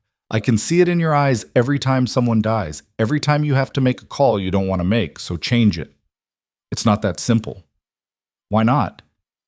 Because I have responsibilities, people who depend on me, enemies who'd see any weakness as an opportunity to strike. Enemies like the Castellanos? Adrian's expression darkened. They're done. After this attack, I made sure of it. Alara didn't ask what that meant. Didn't want to know the specifics of how he'd eliminated the threat. What if there's another family after them? She asked instead. Another threat? When does it end? It doesn't. That's the point. That's not true. It ends when you decide it ends. You don't understand. Then help me understand. Explain to me why a man who clearly hates the violence, who carries the weight of every death like a stone around his neck, won't walk away. Adrian was quiet for a long moment. When he spoke, his voice was raw. Because my father built this empire on fear and blood. When he died, I inherited it. All the territory, all the operations, all the people who worked for him. If I'd walked away, there would have been a war. Dozens of families fighting over the scraps, hundreds dead, maybe thousands. So I took control. Made it less brutal than my father's version, but that still means I'm responsible for all of it. And if you left now? Same result, maybe worse. The power vacuum would be catastrophic. Alara pressed closer, feeling the tension in his body. What if you didn't leave a vacuum? What if you transitioned power gradually? Found someone you trust to take over? There is no one I trust that much. Then make the organization legitimate. You said you run business fronts. What if those weren't fronts anymore? What if you actually went legal? Adrian laughed, but it was bitter. You can't just go legitimate. There are debts, obligations, people who'd rather see me dead than retired. So you're trapped. Yes. And I'm trapped with you. Yes. He pulled back to look at her. which is why I keep giving you outs, keep telling you to leave. You could still have a normal life, Alara, away from all this. I don't want normal. I want you. The words hung between them, simple and undeniable. Adrian's hand came up to cup her face, his thumb brushing her cheekbone. I'm going to ruin you. You know that, right? Being with me, really being with me, means accepting things you shouldn't have to accept. Seeing things you shouldn't have to see. I already killed a man, Adrian. I already watched people die. I'm already in this world whether I want to be or not. At least if I'm with you, I'm choosing it. That's the stupidest thing I've ever heard. Probably. He kissed her then, deep and desperate, like she was oxygen and he'd been drowning. Alara kissed him back with equal intensity, her hands fisting in his shirt, pulling him closer. When they broke apart, both breathing hard, Adrian rested his forehead against hers. This changes everything, he said. I know. I don't know how to be someone's, he struggled for the word, someone's person. I don't know how to do relationships. Neither do I. We'll figure it out. What if I'm terrible at it? Then you'll be terrible at it. I don't care. Adrian made a sound that was half laugh, half groan. You're insane. You keep saying that because it keeps being true. They lay there together, wrapped around each other, as the first light of dawn started creeping through the windows. For the first time since the attack, Alara felt something like peace. Stay, she whispered, as exhaustion started pulling her under. I'm not going anywhere, Adrian murmured back. And he didn't. The next few weeks were strange in the best way. Adrian still worked constantly, still handled the business of running a criminal empire, but he came back to her room every night. Sometimes they talked for hours. Sometimes they just existed together in comfortable silence. Sometimes they did more than that, learning each other slowly, carefully, like they were both afraid of breaking something precious. Sophia watched their growing relationship with obvious approval, often engineering excuses to leave them alone together. Vincent, recovered enough to return to light duty, seemed amused by the whole thing. Never thought I'd see the day, he told Alara one afternoon while teaching her more advanced shooting techniques. Adrian actually happy. He's not happy. He's just less miserable. For him, that's the same thing. Alara lined up her shot, fired, and hit dead center. You think this is a mistake? Us? Does it matter what I think? Yeah, it does. Vincent was quiet for a moment, watching her reload. I think you're good for him. I think he's been dead inside since he was a kid, and you're the first person who's made him remember what it's like to be alive. That's not a mistake. That's a miracle. Even if it doesn't last? Even then. Some things are worth it just for existing at all. That conversation stayed with Alara as she navigated this new version of her life. She was learning to shoot better, learning the rhythms of the estate, learning the subtle dynamics of Adrian's world. She attended meetings with him sometimes, sitting quietly and observing. The men who worked for him started treating her with a respect that felt earned rather than obligatory. She was becoming part of this world, not just Adrian's wife on paper, but a real presence in his life. And then everything exploded again. It started with a phone call during dinner. Adrian's face went carefully blank as he listened, and Alara's stomach dropped. When? He asked. Then, how many? A pause. I'll be there in 20 minutes. He hung up and looked at Alara. I need to go handle something. What happened? One of our warehouses was hit. Not by the Castellanos. They're gone. Someone new. How new? New enough that I don't know who they are yet, which means they're either very stupid or very dangerous. Can I come with you? Adrian's expression hardened. Absolutely not. Why not? Because it might be a trap. Because I don't know what I'm walking into. Because I need to know you're safe here. I'm safer with you. Alara, you just spent 2 weeks telling me we're in this together. That means I don't sit at home while you walk into danger. They stared at each other across the table, a battle of wills playing out in silence. If I say no, Adrian said slowly, you'll just find a way to follow me anyway, won't you? Probably. He closed his eyes, looking pained. You're going to be the death of me. Does that mean I can come? It means you stay in the car with Vincent, and you don't argue if I tell you to run. Agreed? Agreed. 20 minutes later, they were in the back of an armored SUV, Vincent driving, two more vehicles flanking them. Adrian was on the phone the entire ride, getting updates, giving orders, his face carved from stone. Alara watched the city slide past the tinted windows and tried not to think about all the ways this could go wrong. The warehouse district was industrial and empty at this hour, streetlights casting long shadows across cracked pavement. Adrian's convoy pulled up to a building that looked abandoned except for the bodies lying near the entrance. "Stay in the car," Adrian said, already moving. "Be careful," Alara called after him. He paused, looked back at her, and something soft crossed his face. "Always am." Then he was gone, disappearing into the warehouse with James and Thomas flanking him. Vincent stayed with Alara, his weapon drawn and ready, eyes scanning the perimeter. "How long do we wait?" Alara asked. "As long as it takes." Minutes crawled by, then they heard it, gunfire from inside the warehouse. "Shit," Vincent muttered, grabbing his radio. "We've got contact. All units close in." More gunfire. Shouting. The sound of something exploding. Alara's hands clenched in her lap, her heart pounding so hard she could hear it. She'd brought her gun, the one Adrian had given her, and her fingers itched to grab it. "Stay calm," Vincent said, though he looked tense. "Adrian can handle himself." More explosions. The building shook, and then the radio crackled.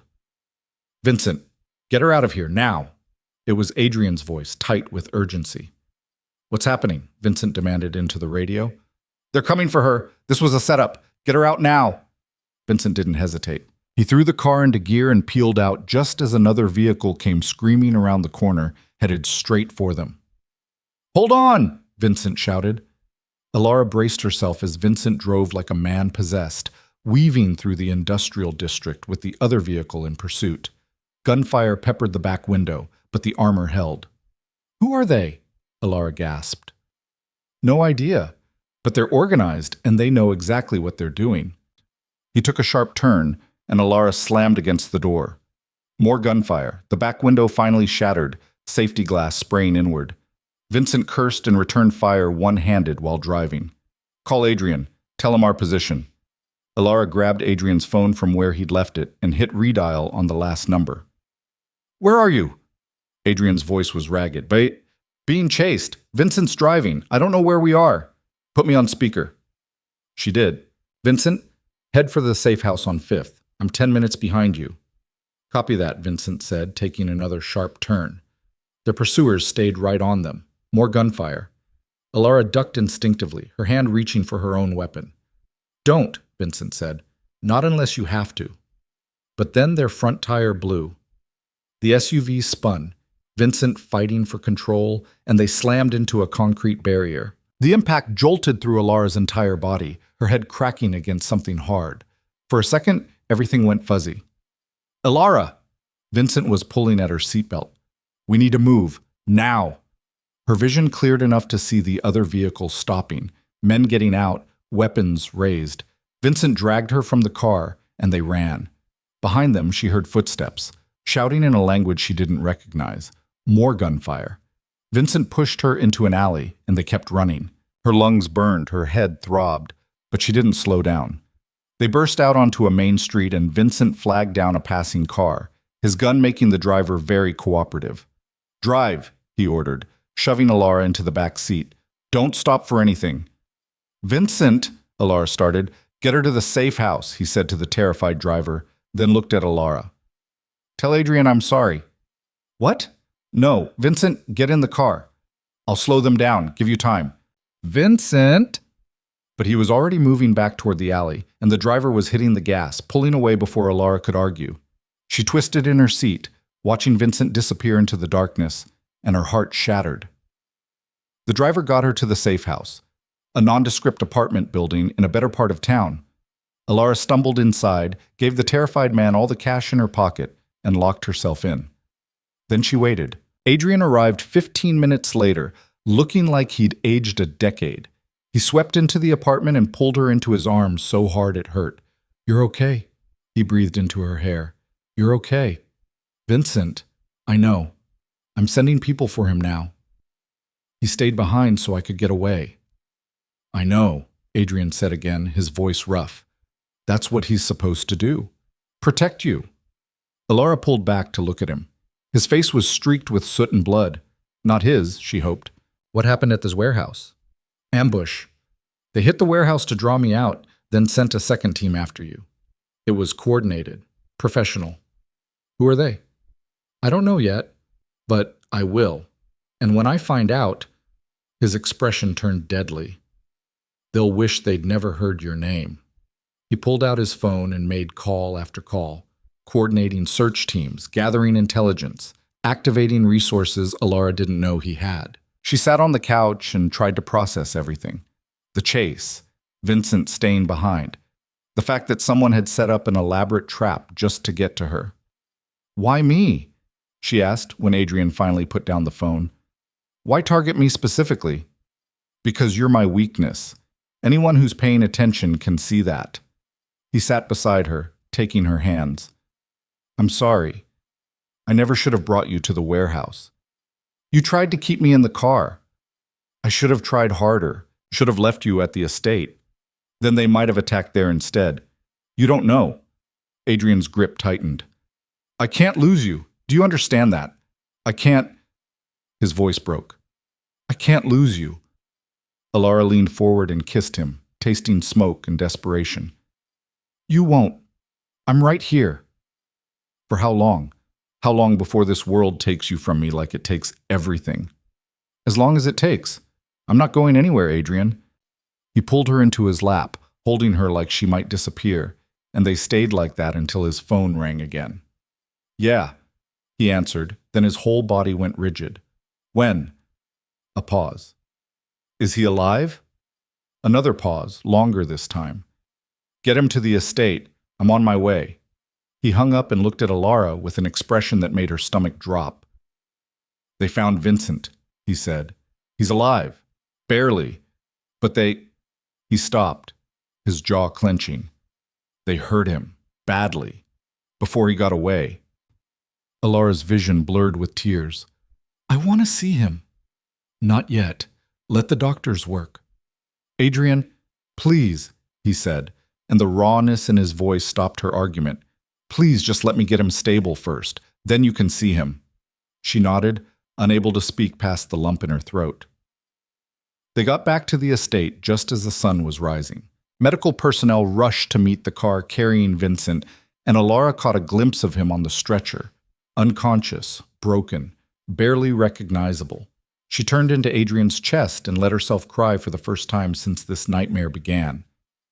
Vincent survived. Barely.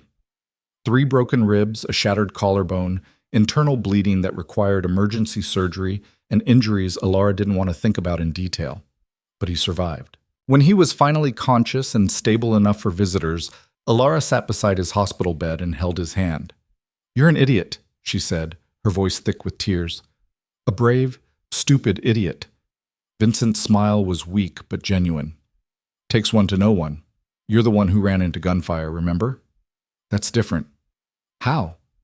I didn't know better. You did. Which makes what you did braver. He squeezed her hand weakly. Don't cry for me. I'm too pretty to watch you cry. She laughed despite herself. You're ridiculous. Yeah, but I'm alive. We're both alive. That's what matters. Adrian appeared in the doorway, and Vincent's expression shifted. You should rest, Adrian said quietly. I'm fine. You're not, but thank you for protecting her. Just doing my job, boss. No, you went beyond that, and I won't forget it. Something passed between them. Understanding, respect, the bond of men who'd been through hell together. Adrian left them alone after that, and Vincent closed his eyes. He loves you, you know, Vincent said drowsily.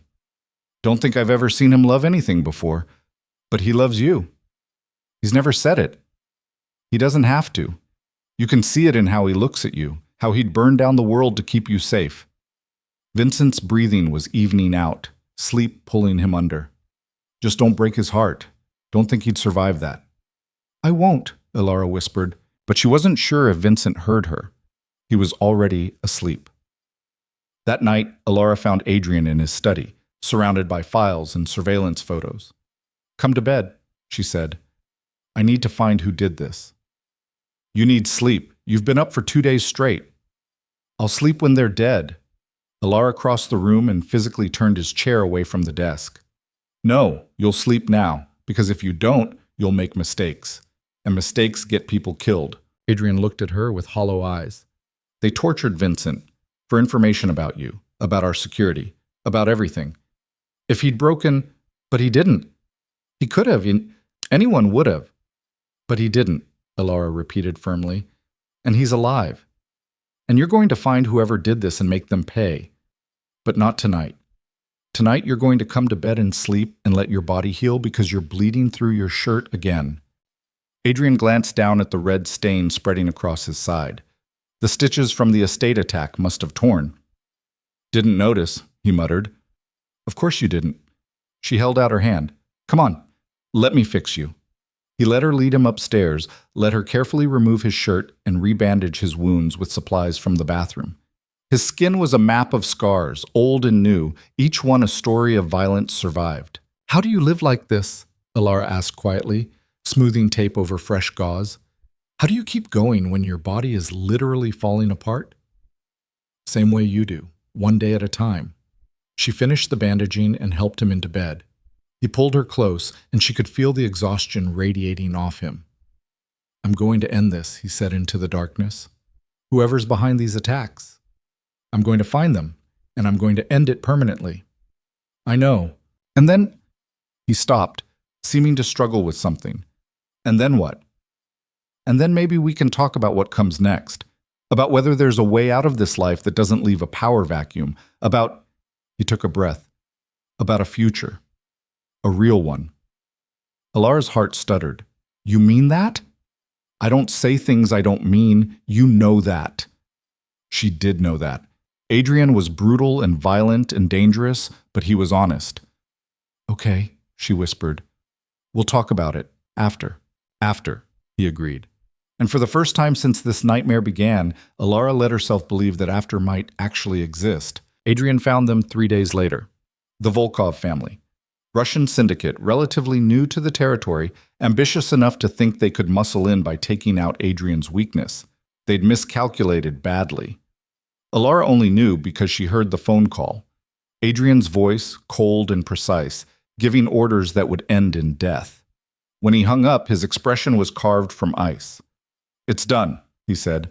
They'll be handled by tonight. How many? Does it matter? Yes. He looked at her for a long moment. 17, the entire leadership structure. Alara felt the number settle in her chest like a stone. 17 people. 17 lives ending because they'd made the mistake of coming after her. I should feel worse about this, she said quietly. Shouldn't I? Probably, but you don't get to feel guilty for surviving. Is that what you tell yourself? Every single day. He left an hour later, dressed in black, armed, and dangerous. Alara wanted to ask him to stay, wanted to beg him not to add 17 more deaths to the weight he already carried. But she understood by now that some things were inevitable in this world. Some debts could only be paid in blood. Come back to me, she said instead. Always. He kissed her like it might be the last time, and then he was gone. Sophia found Alara in the library, staring at a book she wasn't reading. He'll be all right, Sophia said, settling into the chair beside her. You don't know that. I know my son.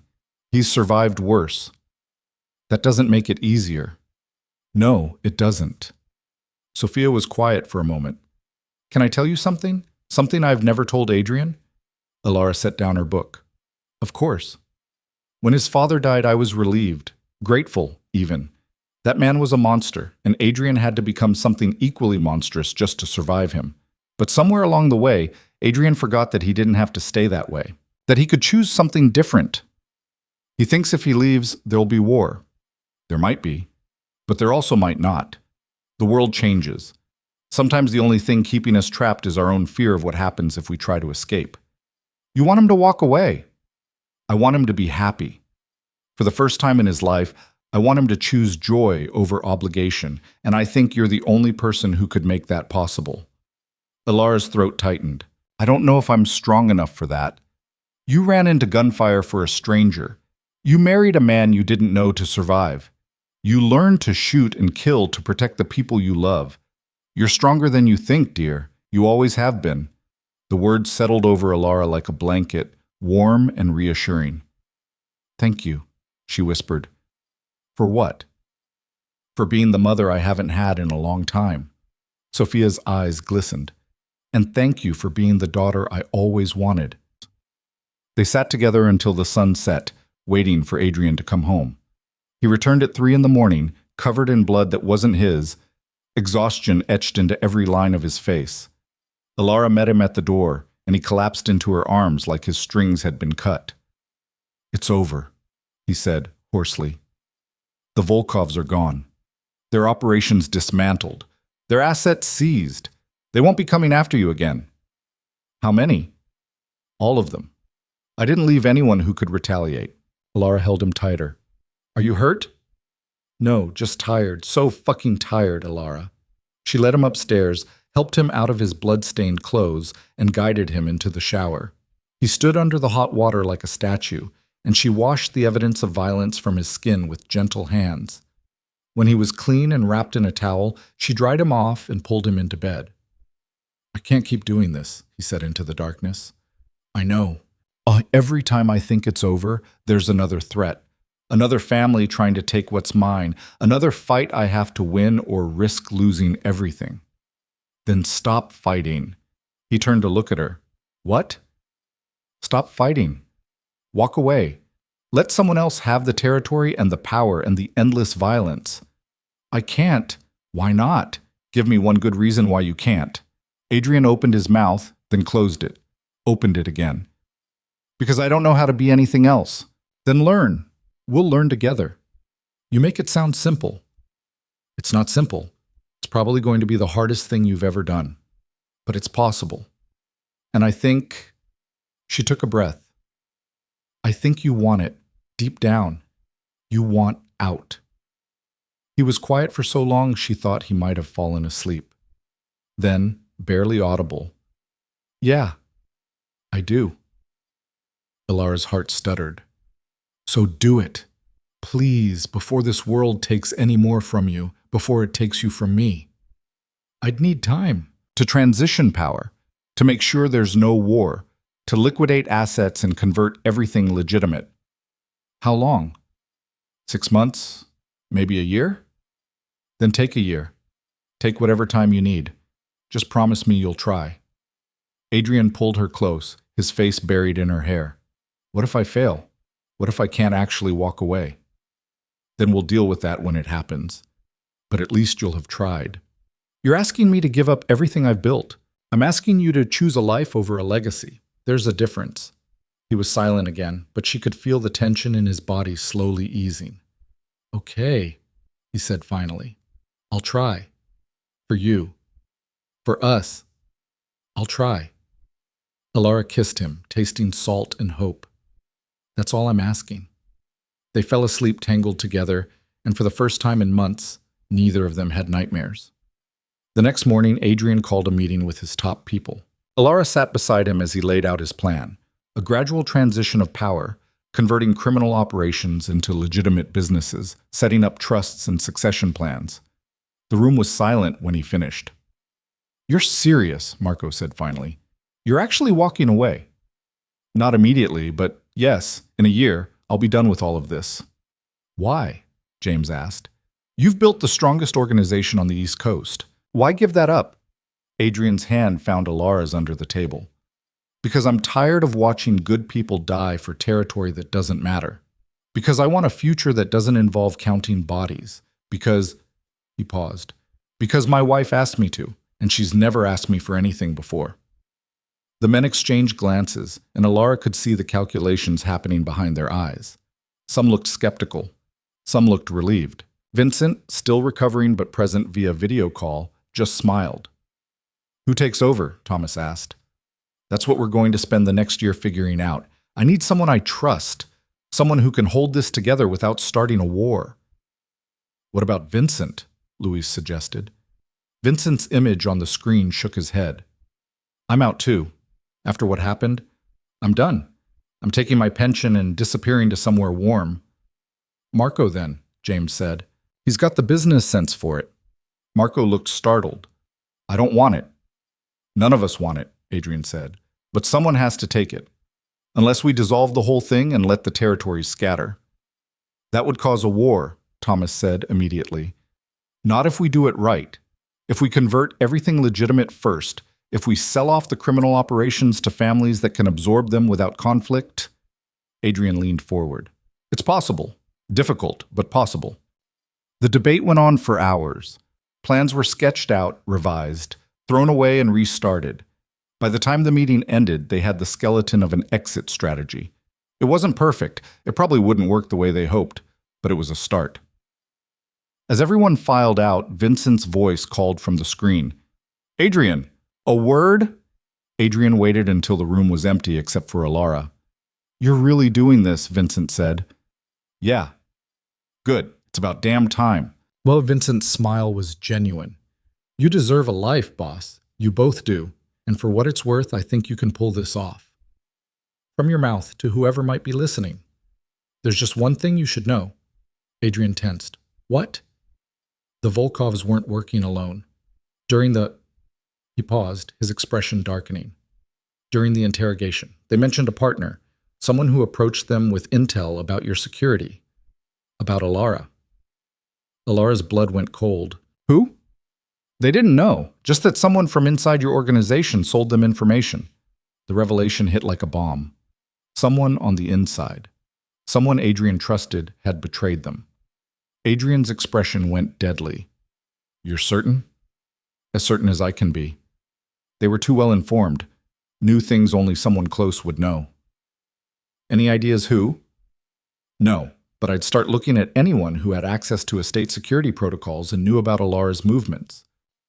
After Vincent signed off, Adrian sat in silence for a long moment. How many people have that kind of access? Alara asked quietly. Maybe 10. All people I've worked with for years, people I'd trust with my life. One of them betrayed you. Yeah. His jaw clenched. And I'm going to find out which one. The investigation took 2 weeks. Adrian became obsessed, reviewing files, tracking movements, analyzing communications. He barely slept, barely ate, driven by the fury of betrayal. Alara watched him spiral and felt helpless to stop it. It was Thomas who finally found the proof. Financial records showing payments from a shell corporation tied to the Volkovs to an account belonging to David, the lawyer who'd been at their wedding. I can't believe it, Sophia said when Adrian told them. David's been with us for 15 years. Apparently loyalty has a price. Adrian's voice was flat, emotionless. And the Volkovs met it. What are you going to do? Alara asked. What I always do. Handle it. Adrian, he sold you out, Alara. He gave them the information they needed to come after you. Because of him, Vincent was tortured. Because of him, 8 of my men died in that warehouse ambush. He doesn't get to walk away from this. Alara wanted to argue, wanted to say there had to be another way. But she understood by now that betrayal in this world only had one punishment. David was brought to the estate 2 days later. He looked terrified as Adrian's men escorted him into the study where Adrian waited. You know why you're here, Adrian said. David's face crumbled. I can explain. Explain what? How you sold information to the Volkovs? How you helped them plan attacks that killed my people? How you put my wife in danger for money? They threatened my family, my daughter. They said if I didn't help them, they'd... So you chose your family over mine. I understand that. But it doesn't change what you did. Please, Adrian, please. I'm sorry, I never wanted anyone to get hurt. But they did get hurt. They died. Because of you. David fell to his knees. What do you want? I'll do anything. I'll testify. I'll give back the money. You'll die, Adrian said simply. That's what happens to traitors. No, please. My daughter, she's only 16. She needs... Your daughter will be taken care of. I'll make sure she and your wife are protected. But you're done. Alara watched from the doorway, her stomach churning. She understood the necessity, understood that mercy here would be seen as weakness. But watching Adrian order someone's death in cold blood was different from knowing he'd done it in the abstract. Do you want to say anything? Adrian asked, looking at her. He endangered your life. You have a right. Every eye in the room turned to Alara, David's pleading gaze, the guard's impassive stares, Adrian's carefully blank expression. She thought about the chase through the streets, about Vincent broken and bleeding, about 17 people dead because the Volkovs had known exactly where to strike. I want to know why, she said quietly. Why money mattered more than the people who trusted you. David's face twisted with shame. It wasn't just money. They had photos of my daughter, threatened to hurt her in ways I can't even say out loud. I panicked, made a choice I can't take back. You could have come to Adrian. He would have protected your family. I know that now. But in the moment, I was so scared. Alara looked at Adrian. His family, you'll really take care of them? I said I would. Even his daughter? Make sure she can go to college, have a life.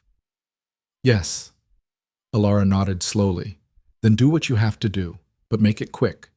He doesn't deserve to suffer more than he already is. Adrian's expression softened fractionally. All right. He gestured to the guards, who pulled David to his feet. I'm sorry, David said, looking at Alara. I'm so sorry. I know, she said. I believe you, but sorry doesn't fix this. They took him away, and Alara left the room before she could hear the gunshot she knew was coming. She was in the garden when Adrian found her an hour later. It's done, he said. I know. You did the right thing, showing him mercy at the end. It doesn't feel like mercy. It feels like I just helped you kill someone. You did. But he made the choices that led to this, not you. Alara turned to face him. How much longer until we're out? Until we don't have to make these choices anymore? 10 months. Maybe less if we push harder. Then push harder, please. I don't know how many more deaths I can carry. Adrian pulled her into his arms. I promise. This is almost over. We're almost free. She wanted to believe him, wanted to believe freedom was actually possible, but a small part of her wondered if you could ever really escape a world built on violence, or if it just followed you wherever you went. The months that followed were a blur of activity. Adrian systematically dismantled his criminal empire piece by piece. Operations were sold off to other families at carefully negotiated prices. Territory was ceded with treaties that prevented conflict. Legitimate businesses were strengthened and expanded. It was delicate, dangerous work. One wrong move could trigger the war he was trying to prevent, but slowly, impossibly, it started to work. By month 8, the transformation was undeniable. Adrian's organization had shrunk by 2/3, and what remained was mostly legitimate.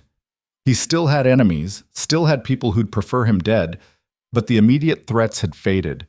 And then Alara missed her period. She stared at the pregnancy test in the bathroom, her hands shaking, not sure if what she felt was terror or joy or some combination of both. Pregnant. She was pregnant, with Adrian's child, in a life they were still trying to escape. She waited until that night to tell him. They were in bed, his arm around her waist, both half asleep. Adrian?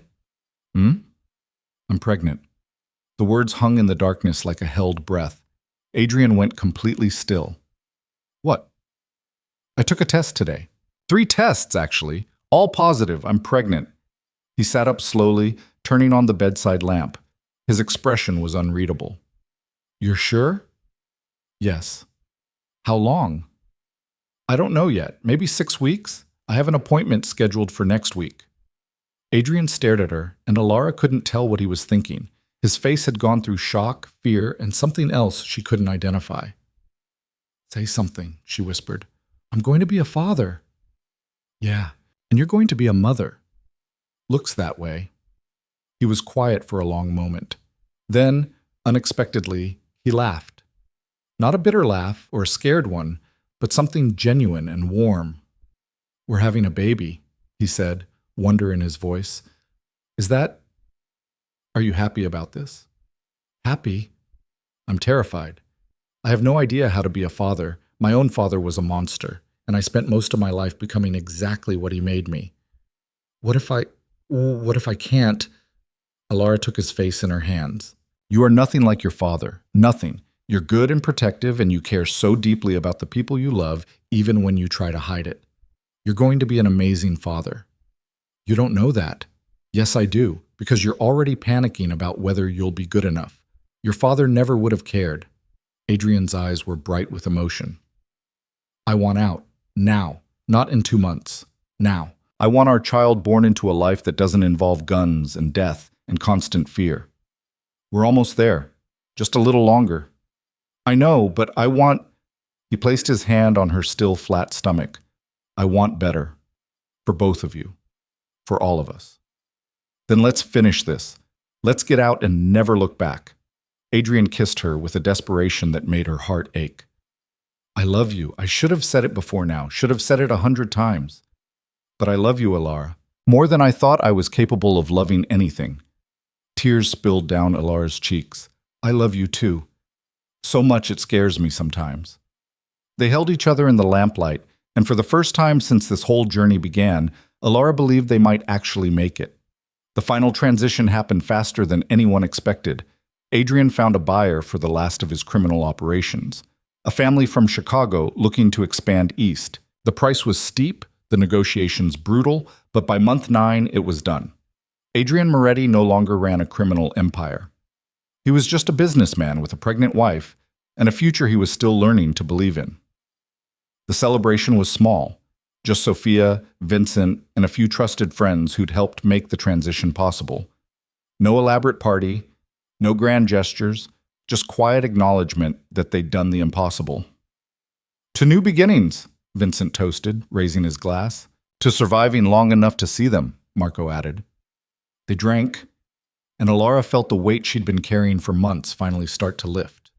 Later that night, after everyone had left, Adrian found her in the nursery they'd started preparing. He wrapped his arms around her from behind, his hands resting on her now visible baby bump. What are you thinking about? He asked. Everything. Nothing. How different life is now compared to a year ago. Better or worse? Different. Harder in some ways. Better in others. She leaned back against him. I keep thinking about that morning in the diner. If I'd known what would happen, all the violence and fear and death, would I still have run? Would you? Alara thought about it honestly. Thought about the funerals and the blood and the nightmares, but also about Sophia's kindness and Vincent's sacrifice, and the man standing behind her who'd learned to love despite everything trying to teach him not to. Yeah, she said, I would. Every single time. Even knowing the cost? Especially knowing the cost. Because the cost brought me here, to you, to this. She placed her hands over his on her stomach, and I wouldn't trade that for anything. Adrian's breath hitched. I don't deserve you. Probably not, but you're stuck with me anyway. Good, because I'm not letting you go. Not ever. They stood together in the almost finished nursery, and Alara let herself imagine the future. A child taking their first steps in this room. Birthday parties in the garden, normal problems like homework and scraped knees instead of bullets and betrayal. It wasn't the life she'd planned, wasn't even close, but it was theirs, hard-won and blood-bought and more precious because of it. 3 months later, Alara went into labor on a Tuesday afternoon. Adrian was calm throughout, calmer than she was, which was saying something. He timed contractions, called the doctor, and got her to the private hospital they'd chosen without falling apart even once. It was only when she was actually in the delivery room, gripping his hand hard enough to break bones, that she saw the fear in his eyes. I can't lose you, he said hoarsely. Please don't. I'm not going anywhere, she gasped between contractions. This baby is just stubborn, like their father, or brave like their mother. The labor was long and difficult and exhausting. But when their daughter finally arrived, screaming her fury at the world, every second of pain disappeared. Adrian held her with shaking hands, tears streaming down his face, and Alara had never seen him look so vulnerable. She's perfect, he whispered. What should we name her? Alara asked. Adrian looked at his mother, who was crying in the corner, then at Alara, then back at the tiny person in his arms. Hope, he said. Her name is Hope. And it was. 6 months after Hope was born, they left the city. The estate was sold. The businesses transferred to managers who'd run them without Adrian's oversight. Every tie to the old life severed as cleanly as they could manage. They bought a farmhouse in the countryside, hours from anywhere that mattered. It was old and needed work, but it had land and quiet and absolutely no connection to the world they'd left behind. Vincent came with them, claiming he needed somewhere peaceful to finish recovering. Marco visited sometimes, bringing news from the city that slowly became less relevant. Sophia stayed in a cottage on the property, finally able to garden and read and exist without fear. And Alara and Adrian learned to be normal. It wasn't easy. Adrian still had nightmares, still sometimes woke up reaching for a gun that wasn't there, still flinched at loud noises and watched doors like enemies might come through them. But slowly, day by day, he relaxed. He learned to change diapers and do midnight feedings, learned to laugh at Hope's babbling and panic over every small cough, learned to be a father and a husband instead of a crime lord. And Alara learned that survival was just the beginning, that the real work was building a life worth surviving for. On Hope's first birthday, they threw a party in the garden. Just family, their small, strange, hard-won family. Marcus came down from the city, bringing gifts and stories. Vincent made a speech about being the world's most dangerous godfather. Sophia cried happy tears, and Adrian held Alara close as they watched their daughter smash cake into her hair. "We made it," he said quietly. "Yeah, we did. Do you ever regret it? Any of it?"